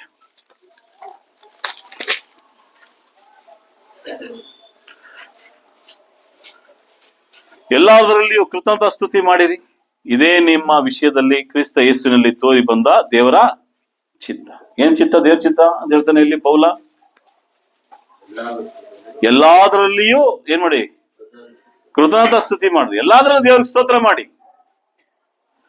ಇದೇ ನಿಮ್ಮ ವಿಷಯದಲ್ಲಿ ಕ್ರಿಸ್ತ ಯೇಸುವಿನಲ್ಲಿ ತೋರಿ ಬಂದ ದೇವರ ಚಿತ್ತ. ಇದು ದೇವರ ಚಿತ್ತ ಏನ್ ಗೊತ್ತಾ? ಎಲ್ಲಾದ್ರಲ್ಲೂ ದೇವರಿಗೆ ಸ್ತೋತ್ರ ಮಾಡಿ ಅಷ್ಟೇನೆ. ದೇವರೇ, ನನ್ಗೆ ಯಾಕೆ ಈ ಸಂಭವ ಆಯ್ತು? ಯಾಕೆ ನನ್ನ ಕುಟುಂಬಕ್ಕೆ ಹಿಂಗಾಯ್ತು? ಯಾಕೆ ನನಗೆ ಹೀಗಾಯ್ತು? ಅವ್ರಿಗೆ ಯಾಕೆ ಆಗ್ಬಾರ್ದಾಗಿತ್ತು? ಇವ್ರಿಗೆ ಯಾಕೆ ಆಗ್ಲಿಲ್ಲ? ಇದೆಲ್ಲ ಪ್ರಿಯರೇ ನಮ್ಮ ದೇವ ಮಕ್ಕಳಾದ ನಮ್ಮ ಲಕ್ಷಣಗಳಲ್ಲ. ಎಲ್ಲಾದ್ರಲ್ಲಿಯೂ ದೇವ್ರಿಗೆ ಏನ್ ಮಾಡ್ಬೇಕು? ಕೃತಜ್ಞತಾ. ಯಾರಂಗ್ ಮಾಡಿದ್ದು ಬೈಬಲ್ ಅಲ್ಲಿ? ಎಲ್ಲಾ ಸಂದರ್ಭದಲ್ಲಿಯೂ ಏನ್ ಮಾಡ್ತಾನೆ ಯೋಬ? ತನ್ನ ಮಡತಿಗೆ ಹೇಳ್ತಾನೆ. ಏನಂತ ಹೇಳ್ತಾನೆ ಸಿಸ್ಟರ್? ಮಡತಿಗೆ ಏನಂತ ಹೇಳಿದ್ರೆ ಅದು ಬಿಡಿಯಪ್ಪ. ಏನಂತ ಹೇಳ್ತಾನೆ? ದೇವ್ರು ಕೊಟ್ರು, ದೇವ್ರು ತಕೊಂಡ್ರು. ದಟ್ ಈಸ್ ದೇವರ ನಾಮಕ್ಕೆ ಸ್ತೋತ್ರವಾಗಲಿ. ಆತ ರಾಜನಾಗಿದ್ದ, ಶ್ರೀಮಂತನಾಗಿದ್ದ, ಎಲ್ಲವನ್ನ ತುಂಬಿದವನಾಗಿದ್ದ. ಎಲ್ಲವನ್ನ ಕಳ್ಕೊತಾನೆ ಒಂದೇ ದಿನಗಳಲ್ಲಿ. ಅವನ ಮಡತಿ ಒಬ್ಬಳನ್ನ ಬಿಟ್ಟು ಮಾತ್ರ. ಸಂದರ್ಭಗಳು ಗೊತ್ತಿದೆ. ಅಲ್ಲೂ ಸಹ ಯೋಬನ ರೀತಿಯಲ್ಲಿ ಪೌಲನು ಇಲ್ಲಿ ಹೇಳ್ತಾನೆ, ನೀವು ಹಾಗೆ ಇರಿ ಅಂತ ಹೇಳ್ತಾನೆ. ಎಲ್ಲಾ ವಿಷಯದಲ್ಲಿಯೂ ನಿಮ್ಗೆ ನೋವಾಗ್ತಿದೆಯಾ? ದೇವರಿಗೆ ಸ್ತೋತ್ರ ಮಾಡಿ. ದೇವರೇ, ನಾನು ನಿನಗೆ ಕೃತಜ್ಞತಾ ಸ್ತುತಿ ಮಾಡೋದಕ್ಕೆ ನಾನು ರೆಡಿಯಾಗಿದ್ದೇನೆ. ದಾವೀದನು ಮಾಡ್ತಾನೆ ಗೊತ್ತಾ? ಎಷ್ಟೋ ಸಂದರ್ಭಗಳಲ್ಲಿ ಅಬ್ಸಲೋಮ್ ತನ್ನ ಮಗ ಅದನ್ನು ಕೊಲ್ಲಬೇಕು ಅಂತ ಪ್ರಯತ್ನ ಪಡ್ತಾನೆ. ನಿಮ್ಗೆಲ್ಲ ಗೊತ್ತಿದೆ. ಅಬ್ಸಲೋಮ್ ಸತ್ತೋದಂತ ಒಂದು ವಿಷಯ ಬರ್ತದೆ ಗೊತ್ತಾ ನಿಮ್ಗೆ? ಏನ್ ಮಾಡ್ದ ದಾವೀದು? ಹ್ಯಾಪಿ ಇವತ್ತು ನಾನು ಬಿಡುಗಡೆ, ನನ್ನ ಕೊಲ್ಬೇಕಂದ್ರೆ ನನ್ನ ಮಗ ಸತ್ತೋದ ಅಂತ ಸಂತೋಷ ಪಟ್ನ. ಏನ್ ಮಾಡ್ತಾನೆ ಗೊತ್ತಾ ಪ್ರಿಯರೇ? ಬೋರ್ಲು ಬಿದ್ದು ದೇವರ ಮುಂದೆ ಅಳ್ತಾನೆ, ದೇವರೇ ನನ್ನನ್ನ ನೀ ಕರ್ಕೋಬಾರ್ದಾಗಿತ್ತ ಅಂತ ಹೇಳ್ತಾನೆ. ತನ್ನ ಮಗನಿಗೋಸ್ಕರ ಕಣ್ಣೀರಾಗ್ತಾನೆ. ಮಗ ಕೊಲೆಗಾರ, ಮಗ ದುಷ್ಟ, ಮಗ ತಂದೆಯನ್ನ ಕೊಲ್ಲಬೇಕು ಅಂತ, ಆ ರಾಜ್ಯತ್ವವನ್ನ ಕಿತ್ಕೋಬೇಕು ಅಂತ ಇತ್ತಂತವನು, ಅವಮಾನ ಪಡಿಸಿದಂತವನು. ಆದ್ರೆ ಅವನು ಸತ್ತಿದ ತಕ್ಷಣ ತಂದೆ ಸಂತೋಷ ಪಡಲಿಲ್ಲ ಪ್ರಿಯರೇ, ಕಣ್ಣೀರಾಗ್ತಾನೆ, ವೇದನೆ ಪಡ್ತಾನೆ. ಅವನನ್ನು ತಪ್ಪಿಸ್ಕೊಂಡು ಕಾಡು ಬೆಟ್ಟ ಗುಡ್ಡಗಳಲ್ಲಿ ಸುತ್ತುವಾಗ ದಾವಿದ ಅವನಿಗೋಸ್ಕರ ಒಂದ್ ದಿವಸನೂ ಸಪ್ಪಿಸಿ ಪ್ರಾರ್ಥನೆ ಮಾಡಲಿಲ್ಲ. ತನ್ನ ಮಾವ ಸೌಲ ಅವನು ಕೊಲ್ಲಬೇಕು ಅಂತ ಬಂದಾಗ 2 ಬಾರಿ ಅದನ್ನ ಕೈಗೆ ಸಿಕ್ತಾಗಲೂ ಸಹ ಅವನ ತುದಿಯ ಬಟ್ಟೆಯನ್ನು ಕತ್ತರಿಸ್ಕೊಳ್ಳಕ್ಕೂ ಏನ್ ಮಾಡ್ತೀನಿ, ನನಗೆ ನಾಚಿಕೆ ಆಗುತ್ತೆ, ಅವಮಾನ ಆಗುತ್ತೆ ಅಂತ ಹೇಳಿದಂತ ದಾವಿದ. ಎಲ್ಲಾದ್ರಲ್ಲಿಯೂ ದೇವರಿಗೆ ಸ್ತೋತ್ರ ಮಾಡಿ. ನಾವು ದೇವರ ಸ್ತೋತ್ರ ಮಾಡೋದು ಯಾವಾಗ ಹೇಳಿ ಗೊತ್ತಾ? ಸಮೃದ್ಧಿ ಇದ್ದಾಗ, ಸಂತೋಷ ಆಗಿದ್ದಾಗ, ಇದ್ದಾಗ ಮಾತ್ರ. ಇಲ್ಲದೇ ಇರುವಾಗ ದೇವರಿಗೆ ಕೃತಜ್ಞತಾ ಸ್ತುತಿ ಸಲ್ಲಿಸ್ತೀವ ಅಂತ ಸ್ವಲ್ಪ ಯೋಚನೆ ಮಾಡಿ. ಇಲ್ಲದೆ ಇರುವಾಗಲೂ ದೇವರಿಗೆ ಸ್ತೋತ್ರ ಮಾಡಿ. ಅದಕ್ಕೆ ಹೇಳ್ತಾನೆ, ಎಲ್ಲಾದ್ರಲ್ಲಿಯೂ ಕೃತಜ್ಞತಾ ಸ್ತುತಿ ಮಾಡಿ, ದೇವರಿಗೆ ಥ್ಯಾಂಕ್ಸ್ ಹೇಳಿ. ದಾವಿದನ ಮೊದಲನೇ ಮಗ ಸತ್ತೋಗ್ತಾನೆ. ಸಾಯಕ ಮುಂಚೆ ಏನ್ ಮಾಡ್ತಾನೆ? ಬೋರ್ಲು ಬುದ್ಧಿ ಉಪವಾಸ ಇದ್ದು ಆ ಒಂದು ಕೊಠಡಿಯಲ್ಲಿ ಮಲಗಿರ್ತಾನೆ, ಪ್ರಾರ್ಥನೆ ಮಾಡ್ತಾ ಇರ್ತಾನೆ. ಸತ್ತೋಯ್ತು ಮಗು. ಬಂದು ಕೆಲಸದವ್ರು ಹೇಳೋದಕ್ಕೂ ಭಯ ಪಡ್ತಾರೆ. ಏನು ಮಗು ಬದುಕಿದೆಯಾ ಅಂತ ಕೇಳಿದಾಗ ಸತ್ತೋಯ್ತು ಅಂದಾಗ ಆತನು ಹೋಯ್ತಾನೆ, ನೀಟಾಗಿ ಏನ್ ಮಾಡ್ತಾನೆ, ತನ್ನನ್ನು ಸ್ನಾನ ಮಾಡಿ ಶುದ್ಧ ಬಟ್ಟೆಯನ್ನು ಹಾಕಿದಾನೆ. ಎಲ್ಲರಿಗೂ ಆಶ್ಚರ್ಯ, ಏನ್ ಹಿಂಗಾಯ್ತಲ್ಲ, ದುಃಖ ಇಲ್ಲದೆ ಸಾಯಕ್ಕೂ ಮುಂಚೆ ಇಷ್ಟೊಂದು ದುಃಖ ಪಟ್ಟಂತ ತಂದೆ ಅವಾಗ ಹೇಳ್ತಾನೆ, ಇನ್ನು ಮುಗೀತು. ಇನ್ನೇನು ಮುಗೀತು ಅಂತ ಕೇಳ್ತಾನೆ. ಇನ್ನು ಅವನ ಹತ್ರ ನಾನೇ ಹೋಗ್ಬೇಕು ಹೊರತು ಅವನು ನನ್ನ ಹತ್ರ ಬರೋಕ್ಕಿಲ್ಲ. ಇದು ಪ್ರಿಯರೇ ಕೃತಜ್ಞತಾ ಸ್ತುತಿ ಸಲ್ಲಿಸುವಂಥದ್ದು. ನಿಮ್ಗೆ ಅರ್ಥ ಆಗ್ತಿದೆ ಅನಿಸ್ತಾ ಇದೆ. ನೋವು ಬಂದಾಗ, ಕಷ್ಟಗಳು ಬಂದಾಗ, ವೇದನೆ ಬಂದಾಗ ಕೃತಜ್ಞತಾ ಸ್ತುತಿ ಸಲ್ಲಿಸಿ. ಇದೇ ದೇವರ ಚಿತ್ತ ಅಂತ ಹೇಳ್ತಾನೆ. ಕ್ರಿಸ್ತನ ಮೂಲಕ ಬಂದಂತ ಚಿತ್ತ, ಕ್ರಿಸ್ತನ ಪಟ್ಟಂತ ಶ್ರಮೆಗಳನ್ನ ನೋಡಿ ದೇವ್ರ ಚಿತ್ತವನ್ನೇ ನೆರವೇರಿಸ್ತ. ದೇವರೇ ನನ್ನ ಚಿತ್ತವಲ್ಲ ನಿನ್ನ ಚಿತ್ತ. ಗೆಸ್ತೆಮನ್ ತೋಟದಲ್ಲಿ ಮಾಡಿದಂತ ಪ್ರಾರ್ಥನೆ. ದೇವರೇ ಇವ್ರು ತಿಳಿದೇ ಮಾಡ್ತಾರೆ, ಇವ್ರು ಕ್ಷಮಿಸು ಅಂತ ಹೇಳಿದು ದೇವರ ಚಿತ್ತ. ನಿನ್ನ ರಾಜ್ಯ ಬರುವಾಗ ನಾನು ನೆನೆಸ್ಕೊ ಅಂತ ಹೇಳಿದಾಗ, ಈ ಕ್ಷಣವೇ ನನ್ನ ಜೊತೆ ಪರದೇಶಿಗೆ ಬರ್ತೀನಿ ಅಂತ ಹೇಳಿದ್ರು ದೇವರ ಚಿತ್ತ. ಅಲ್ಲಿ ದೇವರು ಯೇಸು ಕ್ರಿಸ್ತ ತನ್ನ ಕೆಲಸವನ್ನ ಮಾಡ್ತಾನೆ. ಇವತ್ತು ನಾವು ಸಹ ದೇವರ ಚಿತ್ತವನ್ನು ಮಾಡ್ಬೇಕಾಗಿತ್ತು ಪ್ರಿಯರೇ. ಯಾರಿಗೋಸ್ಕರನು ಯಾವುದಕ್ಕೋಸ್ಕರನು ದೇವರಿಗೆ ಕೃತಜ್ಞತಾ ಸ್ತುತಿ ಸಲ್ಲಿಸೋದನ್ನ ಬಿಡಕ್ ಹೋಗ್ಬೇಡಿ. ಇದು ದೇವರ ಸಂಕಲ್ಪ. ದೇವರ ಸ್ತುತಿ ಮಾಡೋದಕ್ಕೂ, ದೇವರ ಸಂಕಲ್ಪವನ್ನು ನೆರವೇರಿಸೋದಕ್ಕೂ, ದೇವರ ಮುಂದೆ ಬರೋದಕ್ಕೆ ಯಾರು ತಡೆಯಾದ್ರೆ ಅವ್ರನ್ನ ಬಿಟ್ಟು ಹೊರಗಡೆ ಬನ್ನಿ ನನ್ನ ಪ್ರಿಯ ಸಹೋದರ ಸಹೋದರಿ. ಸಭೆಗೆ ಬರೋದಾಗ್ಲಿ, ಸಭೆಯಾಗಿ ಕೂಡಿಕೊಳ್ಳೋದಾಗ್ಲಿ, ರೊಟ್ಟಿ ಮುರಿಯೋದಾಗ್ಲಿ, ದೇವರನ್ನ ನೆನೆಸೋದಾಗ್ಲಿ, ಯಾವ ಕಾರಣಕ್ಕೂ ಯಾರೋ ಒಬ್ಬರನ್ನ ಹೇಳಿ, ಬ್ರದರ್ ನಾನು ಇವ್ರಿಗೋಸ್ಕರ ಬರಕ್ಕಾಗ್ಲಿಲ್ಲ, ಅವ್ರಿಗೋಸ್ಕರ ಬರಕ್ಕಿಲ್ಲ, ಆ ಮಾತುಗೋಸ್ಕರ ಬರಕ್ಕಾಗ್ಲಿಲ್ಲ, ಅವ್ರು ಈಗ ಅನ್ಬಿಟ್ರು ಬ್ರದರ್ ನನ್ಗೆ ಅದಕ್ಕೋಸ್ಕರ ಬರಕ್ಕಾಗಿಲ್ಲ. ಇದೆಲ್ಲ ದೇವರ ಚಿತ್ತನೇ ಅಲ್ಲ ಪ್ರಿಯರೇ. ದೇವ್ರು ನಮ್ಮನ್ನ ನೋಡಕ್ ಬರ್ತಿದ್ದಾನೆ ಅಷ್ಟೇ. ನಿಮ್ಗೆ ಗೊತ್ತಾ, ಕೊನೆಯ ಪಂಕ್ತಿಯನ್ನ ರೊಟ್ಟಿ ಮುರಿದು ಕೊಡುವಾಗ ಯೇಸು ಕ್ರಿಸ್ತನು ಏನ್ ಮಾಡ್ತಾನೆ? ಯಾರಿಗೆಲ್ಲ ಕೊಟ್ಟ?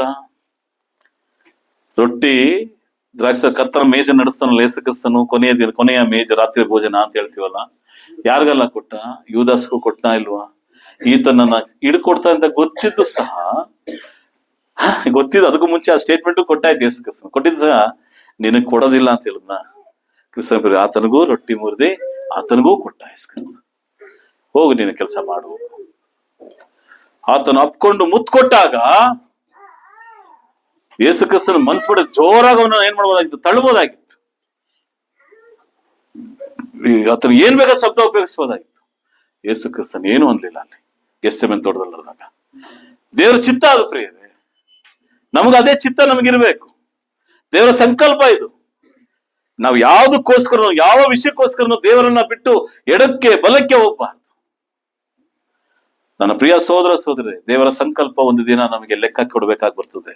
ಅದಕ್ಕೆ ಪೌಲ ಹೇಳ್ತಾನೆ, ದೇವರ ಸಂಕಲ್ಪ ನಾನು ಎಲ್ಲವನ್ನ ಬಿಟ್ಟು ನಿಮಗೆ, ಎಲ್ಲವನ್ನು ಬಿಡದೆ ಎಲ್ಲವನ್ನ ನಿಮಗೆ ಹೇಳಿದೀನಿ ಅಂತ ಹೇಳ್ತಾನೆ. ಅದನ್ನೇ ನಾವು ಹೊರಡೋದು 27ನೇ ವಾಕ್ಯ. ಇವತ್ತು ನಿಮ್ಗೆ ಎಲ್ಲವನ್ನ ಪ್ರಸ್ತಾಪ ಆಗುತ್ತೆ. ದೇವ್ರ ಚಿತ್ತ ಆದ್ರೆ ಇದು ಮುಂದಿನ ಹಾಗೆ ಕಂಟಿನ್ಯೂ ಮಾಡ್ತೀನಿ ಸಬ್ಜೆಕ್ಟ್ ನ. ನನ್ನ ಪ್ರಿಯ ಸಹೋದರ ಸಹೋದರಿಯರೇ, ದೇವರ ಸಂಕಲ್ಪದಲ್ಲಿ ನಾವಿದ್ದೇವೆ. When Jesus came, I don't know, ಗೊತ್ತಿಲ್ಲ ನಮ್ಗೆ ಯಾರಿಗೂ. ವೆನ್ ಐ ಡೆಡ್, ಯಾವಾಗ ನಾನು ಸಾಯ್ತೀನಿ ಅದು ನಮ್ಗೆ ಗೊತ್ತಿಲ್ಲ. ಈ ಎರಡೂ ರಹಸ್ಯವಾಗಿ ಬದುಕುತ್ತಿರುವಂತ ನಾವು ನೀವು ದಯವಿಟ್ಟು ಕೃತಜ್ಞತಾ ಸ್ತುತಿ ಸಲ್ಲಿಸ್ರಿ.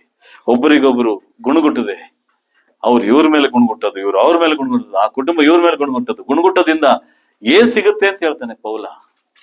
ಏನ್ ಸಿಗುತ್ತೆ ಗುಣಗುಟ್ಟೋದಿಂದ? ಮೊಣ ಅಂದ್ರೆ என்னதா கிடைக்கிறது? அவங்க அப்படி செய்யறாங்களா? செஞ்சுன்னு போட்டு விடுங்க. முழுவா என்ன பண்ணுது?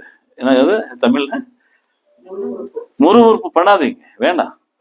நம்முடைய வேலை அல்ல அது. ಅವ್ರು ಹಾಗೆ ಅಂದ್ರೆ ಅವ್ರು ಹಾಗೇನೆ ಬಿಟ್ಬಿಡಿ, ಇವ್ರು ಹೀಗೆ ಅಂದ್ರೆ ಇವ್ರು ಹೀಗೇನೆ ಬಿಟ್ಬಿಡಿ.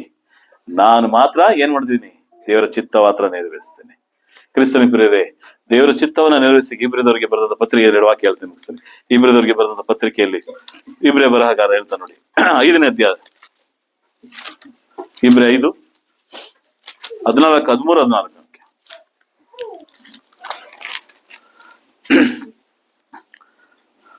ಇಲ್ಲಿ ಆ ಸಭೆಯರಿಗೆ ಹೇಳ್ತೀನಿ, ಹಾಲು ಬೇಕಾದವನು ಕೂಸಿನಂತಿದ್ದು ನೀತಿ ವಾಕ್ಯದಲ್ಲಿ ಅನುಭವವುಳ್ಳವನಾಗಿದ್ದಾನೆ. ಗಟ್ಟಿಯಾದ ಆಹಾರವು ಕಾರ್ಯಕ್ರಮಗೋಸ್ಕರ ಅಂದರೆ ಜ್ಞಾನೇಂದ್ರಿಯಗಳನ್ನು ಅದರಿಂದ ಚಿಂತಿಸಿಕೊಂಡು ಇದು ಒಳ್ಳೆಯದು ಅದು ಕೆಟ್ಟದು ಎಂಬ ಭೇದವನ್ನು ತಿಳಿಸುವುದಕ್ಕೋಸ್ಕರವಾಗಿ. ನೀವು 11ನೇ ವಾಕ್ಯದಿಂದ ಓದ್ಕೊಳ್ಳಿ, ಸಮಯಗಳಿಲ್ಲ. ಇಲ್ಲೊಂದು ಮಾತಾಡ್ತಾನೆ, ಆಹಾರವನ್ನು ತಿನ್ನತಕ್ಕವರಲ್ಲ, ಅವ್ರು ಇನ್ನೂ ಆಹಾರ ತಿನ್ನೋದಕ್ಕೆ ಆಗ್ತಾ ಇಲ್ಲ. ಮಗು, ಪುಟ್ಟ ಮಗು, ಹಾಲು ಬೇಕಾದವನು ಕೂಸಿನಂತಿದ್ದು ನೀತಿ ವಾಕ್ಯವನ್ನ ಅನುಭವವಿಲ್ಲದವನಾಗಿರ್ತಾನೆ ಅಂತ ಹೇಳ್ತಾನೆ. ಹಾಲು ಕುಡಿಯೋ ಮಗುಗೆ ಏನ್ ಗೊತ್ತು? ಆ ರೀತಿಯೆಲ್ಲ ಇರಬೇಡಿ ನನ್ನ ಪ್ರಿಯ ಸಹೋದರ ಸಹೋದರಿ. ಪೌಲನ್ ಇಬ್ರೇ ಬರಹಗಾರನ ಅದನ್ನ ಹೇಳ್ತಾನೆ. ಪೌಲನ್ ಅಂತ ಹೇಳ್ತಾರೆ, ಇಬ್ರೇ ಬರಹಗಾರನ ಅದನ್ನ ಹೇಳ್ತಾನೆ. 14ನೇ ವಾಕ್ಯ ಹೇಳ್ತದೆ, ಗಟ್ಟಿಯಾದ ಆಹಾರವು ಪ್ರಾಯಸ್ರಿಗೋಸ್ಕರ ಅಂದರೆ ಜ್ಞಾನೇಂದ್ರಿಯಗಳನ್ನು ಸಾಧನೆಯಿಂದ ಶಿಕ್ಷಿಸಿಕೊಂಡು ಅದು ಒಳ್ಳೆಯದು ಅದು ಕೆಟ್ಟದು ಎಂಬ ಭೇದವನ್ನು ತಿಳಿದುಕೊಳ್ಳೋದಕ್ಕೋಸ್ಕರ. ಗಟ್ಟಿಯಾದ ಆಹಾರ ಯಾರಿಗೆ? ಪ್ರಾಯಸ್ಥರಿಗೆ. ಅಂದ್ರೆ ಏನಂದ್ರೆ ಅದೇ ಪ್ರಾಯಸ್ಥರು ಅಂದ್ರೆ ತಿಂದು ಜೀರ್ಣ ಮಾಡ್ಕೊಳ್ಳೋರಿಗೆ. ಯಾವ್ದು ಒಳ್ಳೇದು ಯಾವ್ದು ಕೆಟ್ಟದು ಅಂತ ಜಡ್ಜ್ ಮಾಡ್ತಾರಲ್ಲ ಅವ್ರಿಗೆ ಗಟ್ಟಿಯಾದ ಆಹಾರ. ಯಾವ್ದು ಒಳ್ಳೇದು ಯಾವ್ದು ಕೆಟ್ಟದು ಅಂತ ತಿಳಿದಿರೋರಿಗೆ ಏನ್ ಕೊಡ್ಬೇಕೀಗ? ನಾವು ಇನ್ನೂ ಏನಾಗಿ ಕೊಡ್ಬೇಕು ಸರ್? ಫೀಡಿಂಗ್ ಅಲ್ಲಿ ಬಾಟ್ಲಲ್ಲಿ ಹಾಲು ಮಿಕ್ಸ್ ಮಾಡೇ ಕೊಡ್ಬೇಕು. ಯಾವ್ದು ನೀತಿ ಪಾಠನ ಅಂತ ಹೇಳ್ತಾರೆ, ನೀತಿ ವಾಕ್ಯಗಳನ್ನೇ ಹೇಳ್ಬೇಕು. ಅದ್ರ ಅರ್ಥ ಏನು? ನಾವು ಗಟ್ಟಿಯಾದ ಆಹಾರವನ್ನು ತಿನ್ನೋದ್ರೆ ಇದು ಒಳ್ಳೇದು ಇದು ಕೆಟ್ಟದು ಅಂತ ಅರ್ಥ ಆಗುತ್ತೆ ನಮಗೆ. ಅದೇನೆ ಗುಣಗುಟ್ಟದೇ ಇರುವಂತ ವಿಷಯಗಳಲ್ಲಿ ಬರುವಂತ ಸಂದರ್ಭ. ಇದು ಮಾಡ್ಬೇಕಾ ಇದು ಮಾಡಬಾರ್ದ? ಈ ವಿಷಯದಲ್ಲಿ ನಾನು ಇರ್ಬೇಕಾ ಇರಬಾರ್ದ? ಅವ್ರು ಮಾತಾಡ್ತಿದ್ರೆ ಅವ್ರು ಮಾತಾಡ್ಕೊಂಡು ಹೋಗ್ಲಿ. ವೇದವಾಕ್ಯ ನನಗೆ ಹೇಳ್ತದೆ ಗುಣಗುಟ್ಬೇಡ ಅಂತದೆ. ಗುಣಗುಟ್ಟೋದು ಬೇಡ. ಅವ್ರ ಹಾಗಂದ್ರ ನನಗೇನ್ತದೆ ವೇದವಾಕ್ಯ? ಎಲ್ಲದ್ರಲ್ಲೂ ನೀನೇನ್ ಮಾಡು? ಕೃತಜ್ಞತಾ ಸ್ತುತಿ ಮಾಡು. ಫರ್ಗೆಟ್, ಬಿಟ್ಟಾಕಿ. ಇದು ಗಟ್ಟಿಯಾದ ಆಹಾರ. ಅವ್ರು ಬರ್ಲಿಲ್ವಾ ನಾನು ಬರ್ತೀನಿ, ಗಟ್ಟಿಯಾದ ಆಹಾರ. ಅವ್ರು ಕೊಡ್ಲಿಲ್ವಾ ನಾನು ಕೊಡ್ತೀನಿ, ಗಟ್ಟಿಯಾದ ಆಹಾರ. ಅವ್ರು ಹೀಗೆ ಅಂತಾರೆ, ನನಗೋಸ್ಕರನೇ ಅಂತಾರೆ, ಅನ್ಕೊಂಡು ಹೋಗ್ಲಿ, ಅದು ಗಟ್ಟಿಯಾದ ಆಹಾರ. ಅವ್ರು ನನಗೋಸ್ಕರ ಅಂತಾರೆ, ನಾನು ಹಾಗೇ ಇರ್ತೀನಿ, ನಾನು ಹೀಗೆ ಇರ್ತೀನಿ, ನಾನು ಅಲ್ಲಿ ಬರೋದಿಲ್ಲ, ಮಾತಾಡ್ಸೋದಿಲ್ಲ, ನನ್ನ ಜೊತೆಲಿ ಐಕ್ಯ ಇಟ್ಕೊಳ್ಳೋದಿಲ್ಲ. ಇವೆಲ್ಲ ಇನ್ನೂ ಹಸು ಮಕ್ಕಳಂತೆ ನಾವು ಇರಬಾರ್ದು. ಇನ್ನು ಫೀಡಿಂಗ್ ಆ ಮಕ್ಕಳ ನಾವು ಇವತ್ತು ಹೇಳೋಕೋದ್ರೆ ನಮ್ಮ ಯೌವನಸ್ಥರು ಗಟ್ಟಿಯಾದ ಆಹಾರ ತಿನ್ನಕ್ಕೆ ಸ್ಟಾರ್ಟ್ ಮಾಡಿದ್ದಾರೆ. ಆತ್ಮಿಕದಲ್ಲಿ ಹೇಳ್ತಾ ಇದ್ದೀನಿ, ದೈಹಿಕದಲ್ಲಿ ತಿಂತಾರೆ ಬಿಡಿ, 2 ಬಿರಿಯಾನಿ ಅದು ಬೇರೆ ವಿಷಯ. ಆತ್ಮಿಕದ ಗಟ್ಟಿಯಾದ ನನ್ನ ಸಭೆಯವರಿಗೆ ನಾನು ಪ್ರೀತಿಯಿಂದ ಹೇಳ್ತೇನೆ, ನೀವು ಗಟ್ಟಿಯಾದ ಆಹಾರ ತಿನ್ನೋದಕ್ಕೆ ರೆಡಿ ಆಗಿದ್ದೀರಿ. ನಿಮ್ಮ ಸಭೆಯಲ್ಲಿ ಯೌವನಸ್ಥರಿಗೆ ಆತರ ಟೀಚಿಂಗ್ ನಡೀತಾ ಇದೆ, ನಂಗೆ ತುಂಬಾ ಸಂತೋಷ. ನಮ್ಮ ಸಭೆಯವರು ಎಲ್ಲರಿಗೂ ಸಹ ಗಟ್ಟಿಯಾದ ಆಹಾರ ತಿನ್ನೋನು ಮಾತ್ರನೇ ಏನ್ ಮಾಡ್ಕೊಳಕ್ ಸಾಧ್ಯ ಅಷ್ಟೇ. ಒಳ್ಳೆಯದು ಅದು ಕೆಟ್ಟದು ಎಂಬ ಏನ್ ಮಾಡಿದೆ ಭೇದ ಅರ್ಥ ಆಗುತ್ತೆ. ಯಾರಿಗೆ ಭೇದ ಅರ್ಥ ಆಗಿಲ್ಲ ಅವನು ಇನ್ನು ಏನು ಅಂತ ನಾವಲ್ಲಿ ನೋಡಿ, ಪಾಪು ಇದೆಯಲ್ಲ ಆ ರೀತಿಯಲ್ಲಿ ಪಾಪು ರೀತಿಯಲ್ಲಿ ಇದ್ದೀವಿ ಅಂತ ಅರ್ಥ. ಇವತ್ತು ನನಗೆ ಗುಣಗುಡ್ತೀನಿ ಅಂದ್ರೆ ನಾನು ಇನ್ನು ಏನಂತ ಅರ್ಥ? ನಾನು ಗುಣಗುಡ್ತಾ ಇದ್ದೀನಿ. ಇನ್ನು ನಾನು ಗುಣಗುಡದೆ ಸ್ವಭಾವ, ನಾನು ಆಗೀಗೆ ಅಂತ ಮಾತಾಡದೆ ಸ್ವಭಾವ, ಯೋಬನ ಹೆಂಡತಿ ರೀತಿಯಲ್ಲಿ ಹೇಳದ ಸ್ವಭಾವ ನನ್ಗೆ ಇದ್ರೆ ನಾನು ಏನರ್ಥ? ಆತ್ಮಿಕದಲ್ಲಿ ಫೀಡಿಂಗ್ ಬಾಟ್ಲಲ್ಲಿ ಹಾಲು ಹಾಕಿ ನೀತಿಯ ಪಾಠವನ್ನ ಕೇಳೋದಕ್ಕೆ ಇನ್ನೂ ಹಾಗೆ ಇದ್ದೀನಿ ಅಂತ, ಇನ್ನೂ ಬೆಳೆದಿಲ್ಲ ಅಂತ ಅರ್ಥ. ಇವತ್ತು ನನ್ನ ಪ್ರಿಯ ಸಹೋದರಿ, ವೇದವಾಕ್ಯ ಹೇಳ್ತದೆ, ನೀವು ಗಟ್ಟಿಯಾದ ಆಹಾರನ ತಿನ್ನೋದೇ ಆದ್ರೆ ನೀವು ಒಳ್ಳೇದೇ ಅದು ಕೆಟ್ಟದೇ ಅದನ್ನ ಚರ್ಚ್ ಮಾಡ್ತೀರಿ. ಕೆಲವೊಂದು ಸಾರಿ ಮಕ್ಕಳ ಬುದ್ಧಿವಾದ ಹೇಳುವಾಗ ಸ್ವೀಕಾರ ಮಾಡಿ ಹಿರಿಯರು, ಬಿಟ್ಬಿಡುಮ್ಮ ನಮ್ಗೆ ಯಾಕೆ ಬೇಕಾಗಿತ್ತು ಅಂತ ಹೇಳ್ತಾರೆ ಇವತ್ತು ಮಕ್ಕಳು. ನಿನಗೇನ್ ಗೊತ್ತಿತ್ತು ಅಂತ ಹೇಳ್ತೀವಿ. ನಾವಾಗ ಹೇಳುವಂತ ಮಾತದ್ದು, ನಿನ್ಗೇನ್ ಗೊತ್ತಿತ್ತು? ಅವ್ರು ಹಂಗ್ ಮಾಡುದು. ಬಿಟ್ಬಿಡು, ವೇದವಾಕ್ಯ ನಮ್ಗೆ ಹೇಳ್ತದಲ್ಲ, ಕ್ಷಮಿಸು ಅಂತ ಹೇಳ್ತದಲ್ಲ, ಕ್ಷಮಿಸ್ಬಿಡು ಅಂತ ಹೇಳ್ತೀವಿ. ಪ್ರೀತಿಸು ಅಂತ ಹೇಳ್ತದೆ, ಪ್ರೀತಿಸ್ಬಿಡು ಅಂತ ಹೇಳ್ತೀವಿ. ಇವತ್ತು ನನ್ನ ಯೌವನ ಸಹೋದರ ಸಹೋದರಿ ಹೇಳುವಂತ ಮಾತನ್ನ ಕೇಳಿದ್ದೀನಿ ನಾನು, ತುಂಬಾ ಸಂತೋಷ ಆಗುತ್ತೆ. ಆ ರೀತಿಯಲ್ಲಿ ನಾವು ಅದನ್ನ ಹಸಡೆ ಮಾಡಿದ್ರೆ, ಅದನ್ನ ನಾನು ಒಳ್ಳೇದು ಕೆಟ್ಟದ ಅರ್ಥ ಮಾಡ್ಕೊಳ್ಳೇ ಇಲ್ಲ ಅಂದ್ರೆ ಇನ್ನೂ ನಾನು ಫೀಡಿಂಗ್ ಬಟ್ಲಲ್ಲಿ ಕುಂತಿದ್ದೀನಿ ಅಂತ ಅರ್ಥ. ಇನ್ನೂ ನನಗೆ ದೇವರ ಸಂಕಲ್ಪ ಅರ್ಥ ಆಗಿಲ್ಲ ಅಂತ ಅರ್ಥ. ಸಂಕಲ್ಪನ ಅರ್ಥ ಮಾಡ್ಕೊಳ್ಳಿಲ್ಲ ಅಂತ ಅರ್ಥ. ಅರ್ಥ ಆಗಿಲ್ಲ ಅಂತಲ್ಲ, ಅರ್ಥ ಮಾಡ್ಕೊಳ್ಳಿಲ್ಲ, ಅರ್ಥ ಮಾಡ್ಕೊಳ್ಳೋಕೆ ಇಷ್ಟ ಇಲ್ಲ ಅಂತ ಅರ್ಥ. ಕ್ರಿಸ್ತನಲ್ಲಿ ಪ್ರಿಯರೇ, ಪೌಲನ್ ಹೇಳುವಂತ ಮಾತಿಗೆ ನಾನು ಹೇಳಿ ಮುಕ್ತಾಯ ಮಾಡ್ತಾನೆ. ಏನ್ ಹೇಳ್ತಾನೆ? ಅಪೊಸ್ತಲರ ಕೃತ್ಯಗಳ 20ನೇ ಅಧ್ಯಾಯದಲ್ಲಿ 27ನೇ ವಾಕ್ಯ ಏನ್ ಹೇಳ್ತದೆ? ಆದ ಕಾರಣ ನಾನು ಇವತ್ತು 26 ಓದ್ತಾ ಇದ್ದೀನಿ. ಅಪೊಸ್ತಲರ ಕೃತ್ಯಗಳು 26 ಮುಕ್ತಾಯಕ್ಕೆ 26ನೇ ವಾಕ್ಯ. ಆದ ಕಾರಣ ನಾನು ಇವತ್ತು ಪ್ರಮಾಣವಾಗಿ ಹೇಳುತ್ತೇನೆ, ನಿಮ್ಮಲ್ಲಿ ಯಾರಾದರೂ ನಾಶವಾದರೆ ಅದು ನನ್ನ ದೋಷವಲ್ಲ. ಪೌಲನ್ ಹೇಳ್ತಿದ್ದಾನೆ, ನಮಗೂ ಸಹ ಹೇಳ್ತಾನೆ ಪ್ರಿಯರತ್ತು. ನಮ್ ದೋಷ ಅಲ್ಲ ಪ್ರಿಯರೇ, ಪೌಲನ್ ದೋಷನಲ್ಲ, ಇಲ್ಲಿ ನಿಂತಿರುವಂತ ಬೋಧಕರಾದ ನಮ್ ದೋಷನಲ್ಲ. ಏನಕ್ಕೆ? ಯಾಕೆಂದ್ರೆ ಒಂದನ್ನು ಮರೆ ಮಾಡದೆ ದೇವರ ಸಂಕಲ್ಪವನ್ನೆಲ್ಲ ನಿಮ್ಗೆ ತಿಳಿಸಿದ್ದೇನೆ. ದೇವರ ಸಂಕಲ್ಪ ಎಲ್ಲ ತಿಳ್ಕೋಬೇಕು. ಯಾವುದು ದೇವರ ಸಂಕಲ್ಪ ತಿಳ್ಕೊಳ್ಳಿಲ್ಲ ಅಂದ್ರೆ ದೋಷಕ್ಕೆ ಗುರಿ ಆಗ್ತದೆ. ದೇವರ ವಾಕ್ಯ ಹೇಳ್ತದೆ ತಿಳ್ಕೋಬೇಕು ಅಂತ ಹೇಳ್ತದೆ. ಪೌಲನ್ ತಿಳಿಸಿದ್ದೇನೆ ಅಂತ ಹೇಳ್ತಾನೆ.